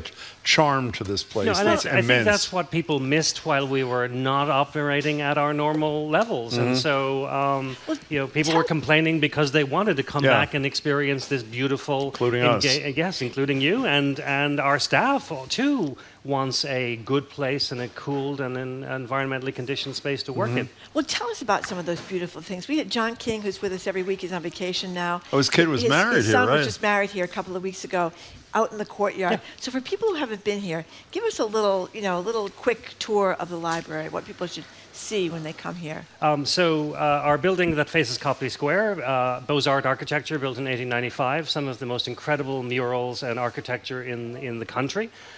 This building that we're in here on Boylston Street dates to 1970s. We updated what was a very old, dark warehouse feel experience in 2015 and 2016. So you get this modern, warm, more dynamic space. I should stop saying warm and welcoming in this, we know what you climate. mean. But and yet, what brings all of this to life, both here and at our branches, all 25 of them across the city, is an incredibly committed, dedicated staff. And some of the programs on offer over the course of the summer are our wonderful concerts in the courtyard, which will be back in fact, on Wednesdays and Fridays, lunchtime and after work. Check the schedule on the website for those. Are they free? They are. Ooh. Just like it says on the front of the building, Wow. free to all. That's pretty great, actually. Wednesdays and Fridays. The Wednesdays and Fridays. And where do you find the schedule? On your website? On our website. Just go to Concerts in the Courtyard at www.bpl.org. Great. And It's very romantic we're in out partnership with many of the local producing colleges and universities. A lot of the Berkeley students will be performing as well. That's fine. What else is happening this summer here, dude? Summer reading and summer learning. Summer reading for adults and summer learning for kids. And there's actually a bingo card sign up. You can do it virtually, or you can print it out or get a printed copy.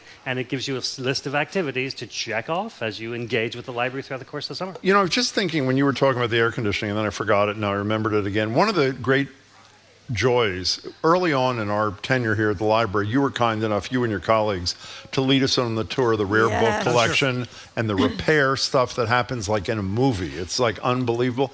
How is that affected by the lack of air conditioning? When we went through this rather difficult time, we were paying attention as much as we could to what are the conditions for staff? What are the conditions for our visitors and patrons? What are our ability to hold programs and events? But equally, the fourth and very important aspect is what will the effect be on our collections? And what was the answer to that? The heat did go up, but the relative humidity and dew point were maintained at acceptable levels, so we were good. Why? Because they have separate... No, because it's these factors in combination with each other. If we had to do that project in late July or August, it would be an entirely different story. It is true that the new special collections area has its own independent system, so they were fine. But yeah, it's a balancing act to ensure that all of these four interests are well served, and some we were good with, and others we quite frankly were not. You mentioned free to all. Just expand on that a little bit. I mean, it's really neat to think that you can come into this absolutely gorgeous building and go through the courtyard and go up those beautiful staircases in the second floor with that gorgeous reading room. Looks like something out of, Great Britain or Harry Potter or something like that. It's a beautiful room. Free to all. That's rare. It's been important since our charter in 1848 that's the founding principle of the library, that this is for everybody. We put a lot of emphasis on the free part, and free doesn't come at no cost. We are dependent on funding from the city of Boston, from the state of Massachusetts, and from private philanthropists to help keep us going. But the all part is just as important. Anybody who, as long as you pay attention to the rules, this place is for anybody and for everybody. It's pretty exciting.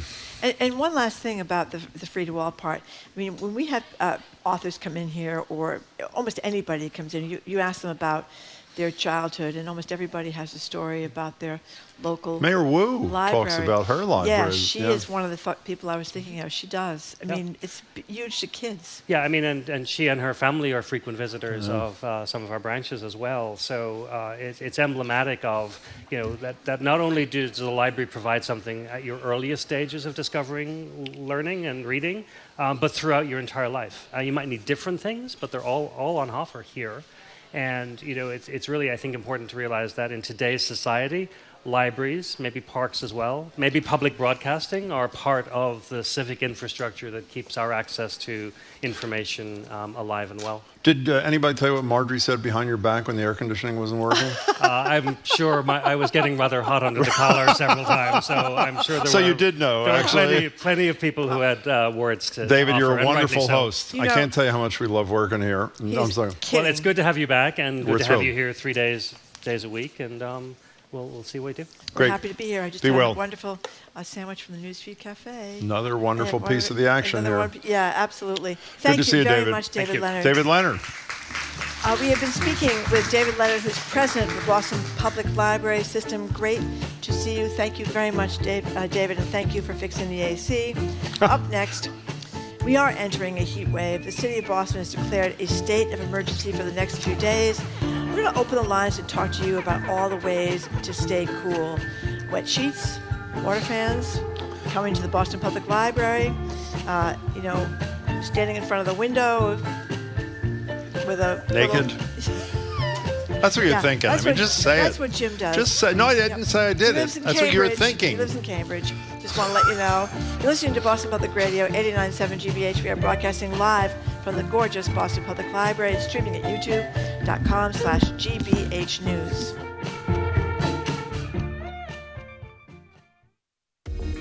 If you listen to Boston Public Radio 3 hours a day, that's 15 hours a week, 60 hours a month, and 720 hours a year. Maybe it's time you pitched in. Call 888-897-9424 or give online at gbhnews.org. We like to read the comments from listeners because they make us feel good. They're really kind. Heidi in Millbury says, That's the one I was going to pick I first. love everything about That's GBH. Long-time listener for more than 30 years, and my adult children are now avid listeners. How about that? That's really good. Whoa. There's another sentence there. Right. She says Jim and Marjorie are always awesome. That's What is very your nice problem, too. really? What is your problem? I don't have a problem, Jim. I think we were talking about who's got problems here. No, not necessarily be focusing on me. But in any case, here's Kim from East Greenwich, Rhode Island. I love listening to Jim and Marjorie during the week and always try to catch their segment with Chuck Todd. They always have interesting guests and co-hosts that keep me listening. Carol from Needham says, I'm thrilled to have GBH as a radio station in Boston. Hans from Randolph, I've been listening to GBH for the last 5 years. It has been a pleasure. How about that? Why doesn't the person who people do have a problem with speak for a minute? That's that would right. be me. That's right. Here's the deal. Last day, in fact, it's the last 27 minutes of the pledge drive in our show, and then it continues till 7, and then it's done until the fall, I believe. So it's your opportunity, if you're happy and value what you get from the station from the time you get up to the end of the day. If you can, you should support it with whatever you can by going to gbhnews.org or calling 888-897-9424. And if you have time to leave a little note, it really, really is uplifting for us when you do. And if you can afford $12.50 a month or $150 all at once, and you're interested in this dry bag, keep all your stuff, keys, phone, wallet, camera, etc. Driving to go to the beach or you're hiking or whatever people do who do things outside, I wouldn't know. Or you want the emergency Eton crank radio, which it doesn't need a battery. You just crank it to give it power, and it's really good in emergencies. The power goes off. It's got a flashlight, can charge your cell phone, etc. But even if you're not into that or you can't afford the $12.50, do what you can at 888-897-9424, gbhnews.org. Why are you laughing? Here's one from Catherine Hudson. What'd she say? Hello to Marjorie and Mr. Browdy. I saw that. What is that? I don't know. Maybe she thinks you have a problem too, Jim. No, I've said to people I prefer they call me Mr. Browdy, so obviously she was paying attention. It's true. We do have to call him Mr. Browdy around here. We occasionally have to salute. Not on the air, off the air. I've told you I prefer you call me Mr. Okay. Browdy. Anyway, if you have not given, this is the last day of the pledge drive. We're done at 2 o'clock. I like to get, big contributions during our show. It makes me feel good. So the number again is 888-897-9424. gbhnews.org is where you can give securely. And thank you very much for your contributions.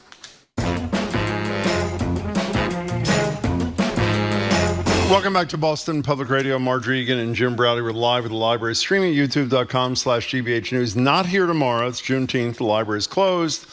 We will be live, though, just from Brighton and Friday at the library. The number 2 Democrat in the House of Representatives, Catherine Clark from Massachusetts, Congresswoman Clark, will join us in person at the library. So you all know temperatures are soaring across the eastern part of the country. That means us. They'll reach 90s. Heat indexes, I don't know what they are, but I know that it's troubling. Apparently we'll be over 100 sometime over the next few days. The library has the air conditioning back on, as you heard from David Leonard.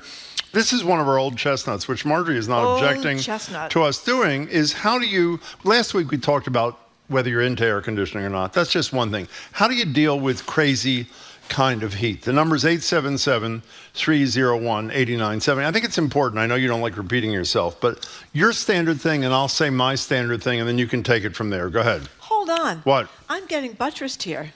Guess who's just texted us? What? The Reverends Irene Monroe and did Emmett No, really I text? think Irene, no. Okay, it was Irene, and absolutely right. Irene has tried out my wet sheet. I know she has, and yeah. she says the wet sheets work. Thought the idea was wacky until I did it, and today I'll do it before I go to sleep. Irene and I, great minds think alike. She's right about the sheets. Well, explain what it is. Well, what it is if you want to go the full throttle, what you do is you take the sheets off your bed, you put them in the washing machine on cold, you take them out of the washing machine, and you put them on your bed, cold and damp. They're dead. They're not wet. And people think it's going to make your mattress moldy. It does. Make you moldy. It doesn't. It makes it because moldy. it's so hot Scrape off that the you mold. get into the bed and it's like an air-conditioned bed with a cool sheet over you. And then by like 2 o'clock in the morning, because it is so hot, everything is dry. But it's you're usually, asleep. Who cares? Exactly. And so it's a one. Or if you don't want to go through that whole trouble of actually washing them, take them on and off the bed. What you do is take a spray can, spray bottle of water, and you Wait a second. What do you? Oh, spray bottle of water to spray the sheets. You wet all the sheets. You wet all the pillowcases. And I did it for years when my kids were little, when we were in the 3rd floor of a triple-decker and it was hot, and it worked every time. Marjorie's scratching her armpit on the air. That was really embarrassing. Thank you for In any sharing case, that, while Jim. people are watching on streaming, now you know that my number one way to stay cool, I actually learned when I bought one of these things in China when I was there. Oh, Jim was in China. He's a world traveler. What I did was like $1 there, like $4 at Walgreens or CVS here. It's a little plastic water bottle, but unlike just the sprayer that you have, it's got a little fan in it, kind of thing. You have to put a battery in it, and you fill it with water, you spray yourself, and the fan blows the water into your face or other parts of your body that you're interested in cooling down. And again, it's cheap. So the number is 877-301-8970. We want to know what your preferred method of staying cool in very hot days like the next 3 days are. And by the way, on a serious note, there are cooling centers in Boston. The library is a de facto cooling center.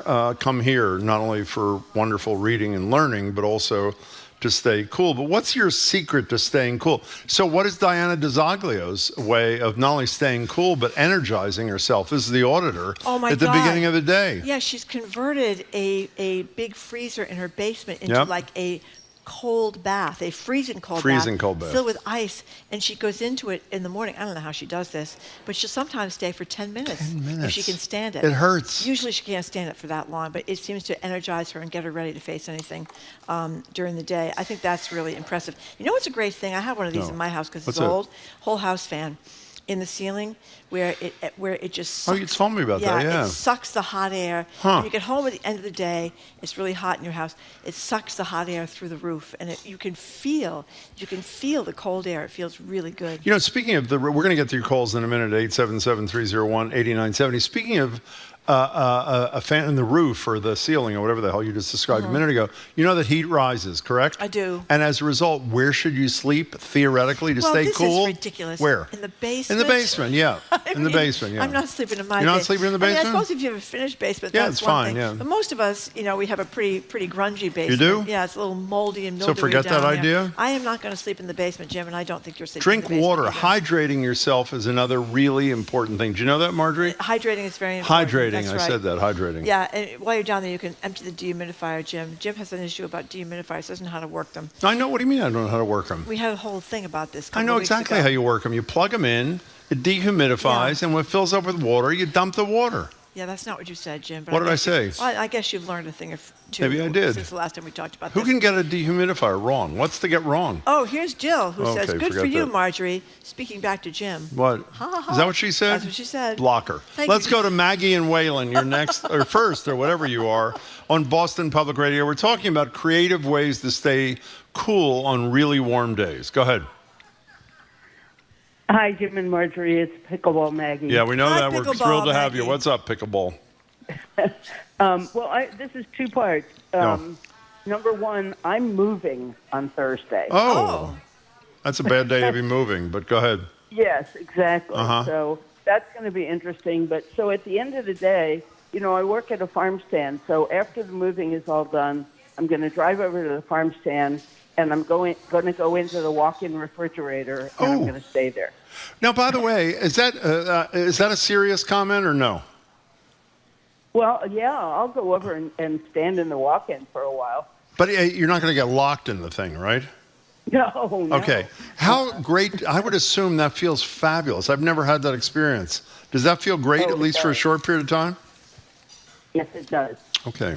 Well, good luck with the move. I hope it's successful, and I'm sorry you're moving on Thursday, but I'm glad you have the cold locker to go into. Thanks for the call, Well, Maggie. these experts say that they don't talk about a cold locker like Yeah. that. They talk about taking cold showers or baths because it lowers your body temperature. And they recommend peppermint oil or peppermint soap. What do you do with it? Well, it just says that peppermint oil activates brain receptors It that tell does? your body something, that you're eating something that is cold. They have that Dr. Bronner's peppermint soap, Yeah. liquid peppermint I know soap. what it That is. is great. What is that? But how's that? I don't understand how it keeps you cold. Because, Cool. Well, supposedly peppermint oil activates brain receptors, Huh. and they tell your body something you're feeling is cold, Really? even though, and I can get that because I have some of that Dr. Bronner's peppermint soap. It is brisking. No, not brisking. What's the word? I'm not helping you out. Well, anyway, it's something to do with brisk. You ever had Dr. Bronner's peppermint soup, by the way? It's fabulous. Gail in Boston. I prefer it cool. Gail in Boston, you're next. Hey there, Gail. How are you? I'm still laughing from the last comment. So Well, I'm glad to have I you. have Welcome. central air conditioning. Yeah. I hate sleeping with central air Oh. because it goes on and off. Yeah. And every time it goes on, That's a very I good get point. cold and I put something on. Then it goes off, and I have to take my sheet off, and I wake up on and Oh. off all night. Sad story. So Right. I bought this tall blower from Amazon. I think it was around $60. I just bought it maybe a month ago. It is so icy cold that I can't even turn it up to more than 2. I have it on 10 feet away from my bed. It's freezing cold.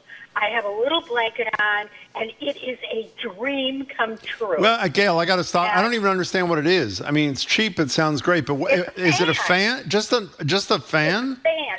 It's a vertical fan, but it blows out this freezing cold Huh. air. It's like no fan I've ever experienced. Apparently. It doesn't have a bunch of blades. There's no. So wait a second. Why is it not blowing the hot air around your room there? What's that about? You got me. I didn't design it. All I can tell you is that yesterday my grandchildren were over, Yeah. and one of them, I introduced it to them, And? one of them said, "Oh my God, can you get me a chair so I can just sit here?" It's just the best thing. It's called a tower. Tower. And it's tower. Tower. I heard you. Tower. Yeah. Okay. We'll check it out. Yeah. Enjoy. Bye. Okay. Thank you. That's Gail. Amazon has a tower. I think Amazon should worry about the Washington Post before it worries about fans, if you know what I mean. They've hired the wrong guy to run the They Washington. apparently hired the wrong guy. Yeah. Oh, no, I think the wrong guys, like plural. Yeah, two of them, could be right? Guys, plural. That's yeah. right. Look at the picture of Anthony Fauci, by the way. Oh, you missed it as a young man. It's actually quite beautiful. He's got a book out. He's got a book out. One of Now, America's heroes who's been really vilified by a bunch of a-holes. You know, we just talked about how it would be terrible to sleep in your basement. Yeah. And Paul from Worcester, who's one of our frequent texters, Yeah, what did he say? He said, "I've told you many times, I live in my basement, and I'm good." I'm sorry, Paul. But it has nothing to do with the cool or the heat, exactly. We had to take a break, Marjorie. Okay, we're talking about, it is rather hot outside. You may have noticed that it's going to be hot today, tomorrow, and possibly Friday. How are you dealing with this? 888, that's the wrong number. 877-301-8970 is the number to call us or text us at. 888-897-9424 is the number to donate at. I mixed them up there, Jim. We'll be right back. We will. Think about it. For 3 hours every day, you get to hear thought-provoking conversations on local, national, and international issues for free. It only happens with your support, so please support your Boston Public Radio listening by calling 888-897-9424 or giving online at gbhnews.org. You know, when that guy just said, God, 3 hours of thought-provoking radio, I wanted to say, I want to listen to that. And then he said it was Boston Public Radio. I don't think so. In any case, we do our best here, and we think we do most days, at least adequately. Do you think we do adequately? I do. I think we do adequately. Some days are better than others. Some days are clearly better than others. Doesn't always work. Doesn't always work. Yeah. But some days it works quite well. Kind of like the Celtics. You Exactly. know? Some days they bomb. Well, some days they get it done. Exactly. Thank you. The number to make a contribution, Marjorie would prefer before 2 o'clock I would. because she selfishly thinks we get credit for this. I am selfish. The number is 888-897-9424, gbhnews.org. The deadline for this drive, no more pledge drives until the fall. I hope I'm right about that. I'm pretty sure I am right about that, is today. And so if you like what you hear, and by definition, since you are hearing us, you must be liking what you hear, contribute to it if you can. And if you can, give whatever you can. If you have $5, fine. If you have $5,000, fine. And if you have somewhere in the middle, $12.50 a month or $150 all at once, what do they get for that $12.50, Marjorie? Well, they get. I just want to emphasize this dry bag thing, the waterproof dry bag. Yeah, what about it? It closes it's right up. here, by the way. It's got See it? Yes, I see it. And Thank you. it's clear on the other side. So Clear. when you go to the beach in the summertime, you get things you don't want to get full of No, sand. you Your don't. phone is primarily among them. Phone, yeah. Your sunscreen is primarily, but you don't want to have sand all over your sunscreen. Or your Eton emergency crank radio. That's right. Don't want to get that This wet bag either. keeps the sand out, and you can see everything, and so you're Yeah. not having to wrestle around or whatever in Whatever there it is, yeah. to figure out where the stuff is. It's Yep. really convenient. I use Mhm. it every day at the beach. Good. That's one of the things. The other one is the world-famous Eton crank radio, which cranks to give it power, so you don't need to worry about the electricity going out. It's solar powered as well. You don't need batteries or ever LED flashlight. You can charge your phone.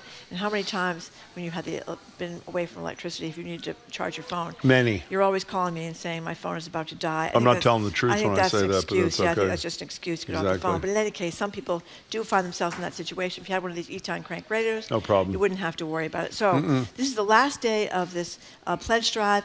We are here for 15 more minutes.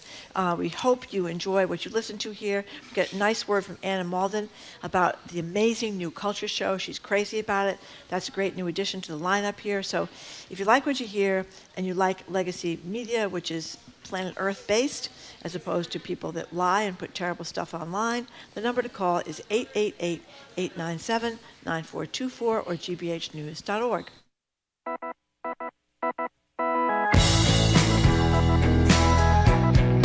Welcome back to Boston Public Radio. Marjorie Egan and Jim Browdy. We're live at the library, streaming at youtube.com/GBH News. And for the remainder of the show, we're talking to you about what we talk to you about at least once a year, which is how do you stay cool in the middle of the first heat wave of the summer. Let's find out how Denise in Oxford keeps cool. Hi, Denise. Hi, Jim and Hey. Marjorie. Hey. Love you guys. Thanks. Long-time listener, first-time caller. Ooh, thank you. Great. And I'm going to go back a bit because I want to talk about the cooler, what that lady was saying, Yeah.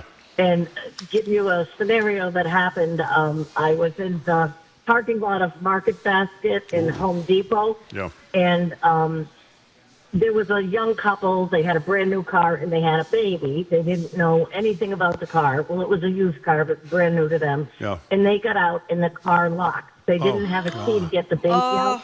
It was horrible. It was like 90 degrees, and I felt obligated to help them.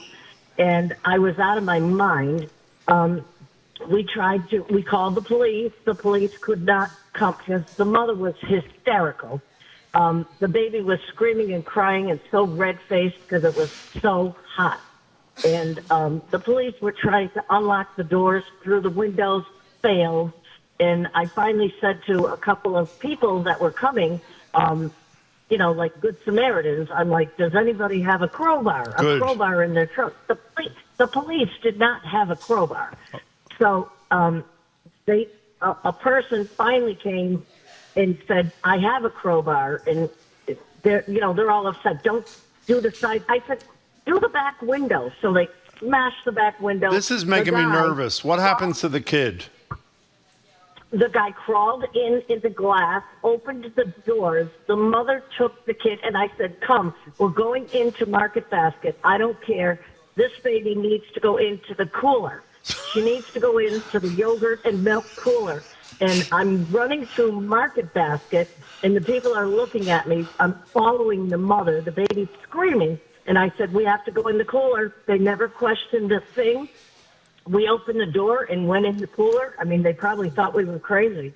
And after about 5-10 minutes, the baby finally calmed down. But she needed that cold. You're a genius. Denise, thank you for this call. That was a fabulous it's a very story. Thank you. Important issue. You cannot leave anything alive in your car.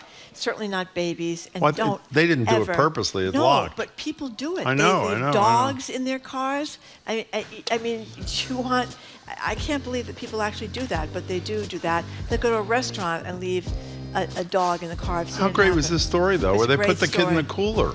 Well, that's what you have to do, right? Because the baby, the temperatures can get up to 130 I know. degrees really quickly. By the way, just off that story, if you're ever hot on a particular day, just go to Market Basket and lie down in the cooler with a yogurt. Don't you think that's a great idea?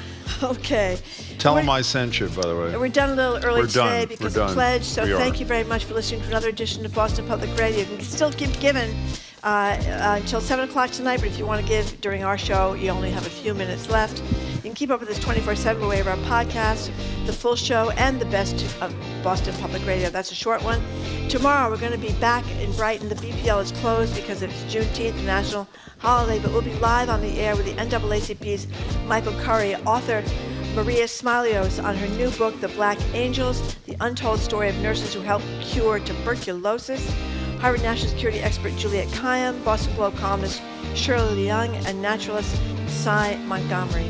We want to thank our crew, Zoe Matthews, Aidan Conley, Hannah Loss, Nicole Garcia. Additional support from Ariana Gonzalez, our engineer John the Claw Parker, our executive producer Jane Bologna. We want to thank the BPL staff, Matthew Glover, Maddie Geyer, Carly Cochran, Juan Jose Cadena, Sandra Lopez Burke, as well as our hosts here at the Newsfeed Cafe and across the street at the Lenox Hotel. I'm Marjorie Egan. I'm Jim Browdy. Thanks again for tuning in today. Hope you can tune in tomorrow. Hope you enjoyed the Celtics last night. We'll talk to you tomorrow, I hope. Bye. And you are listening to Boston Public Radio on 89.7 GBH. It is 1:52. You thought it would never end. Yes, it is the end of the summer membership drive here at GBH. And right now we are raising money to keep Boston Public Radio on the air. That's what we're asking you to do. We are in the final 8 minutes. 8 minutes left for you to show your fandom for Boston Public Radio and Jim and Marjorie, looking to hear from 15 people, looking for 15 contributions in these last 8 minutes. And we hope you can be one of the fans. It's really important we meet this goal in these final minutes so that we can bring you Boston Public Radio, the Culture Show, and all your favorite programs here in the months ahead. All gifts are welcome. GBHnews.org, 888-897-9424. I'm Sonia Lee. He's Zach Finn. And it is absolutely gorgeous out there today. And do we have the summer offer just for you? Support GBH by giving $12.50 a month. We're going to thank you with not one, but two popular thank you gifts. We have the GBH dry bag and the Eton Emergency Radio. This is a very special last day offer. The Eton, of course, is the rechargeable radio that can do it all. It's got the AM, FM, and the National Weather Service channels, and the dry bag is waterproof. It's going to keep all your gear for the summer safe from the elements. So if you plan on spending any time at all outside this summer, this really, really is the combo for you. Sign up as a sustaining member at $12.50 a month. Ask for that special last day offer. Please give online, gbhnews.org, or give us a call, 888-897-9424.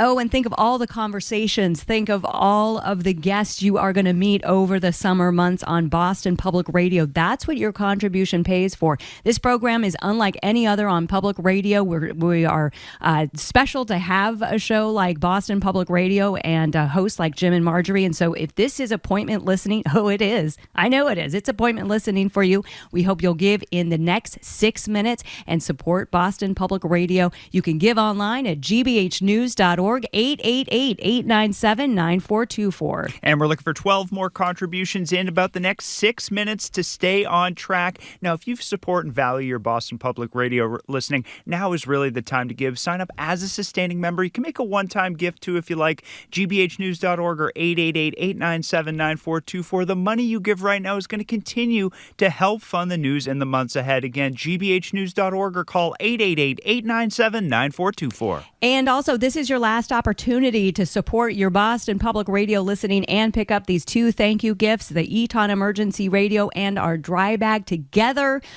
for a short time, but especially if you want to get them while to support your BPR listening, this is the time to do it. $12.50 a month as a sustaining member, or you can make a one-time gift of $150. You can also give a little bit more, but you got 5 minutes left to support Boston Public Radio and get one of Marjorie's most popular, one of her favorite gifts, gbhnews.org, 888-897-9424. You listen to GBH throughout the year. So why not spread your membership out the same way by signing up as a sustaining member? You make a recurring monthly contribution from your bank account or your credit card, so your contribution keeps giving all year long, and it only takes 2 minutes to set up. gbhnews.org or 888-897-9424. And we heard from a fan in Jamestown, Rhode Island, and also we heard from Taylor and Falmouth. Thank you.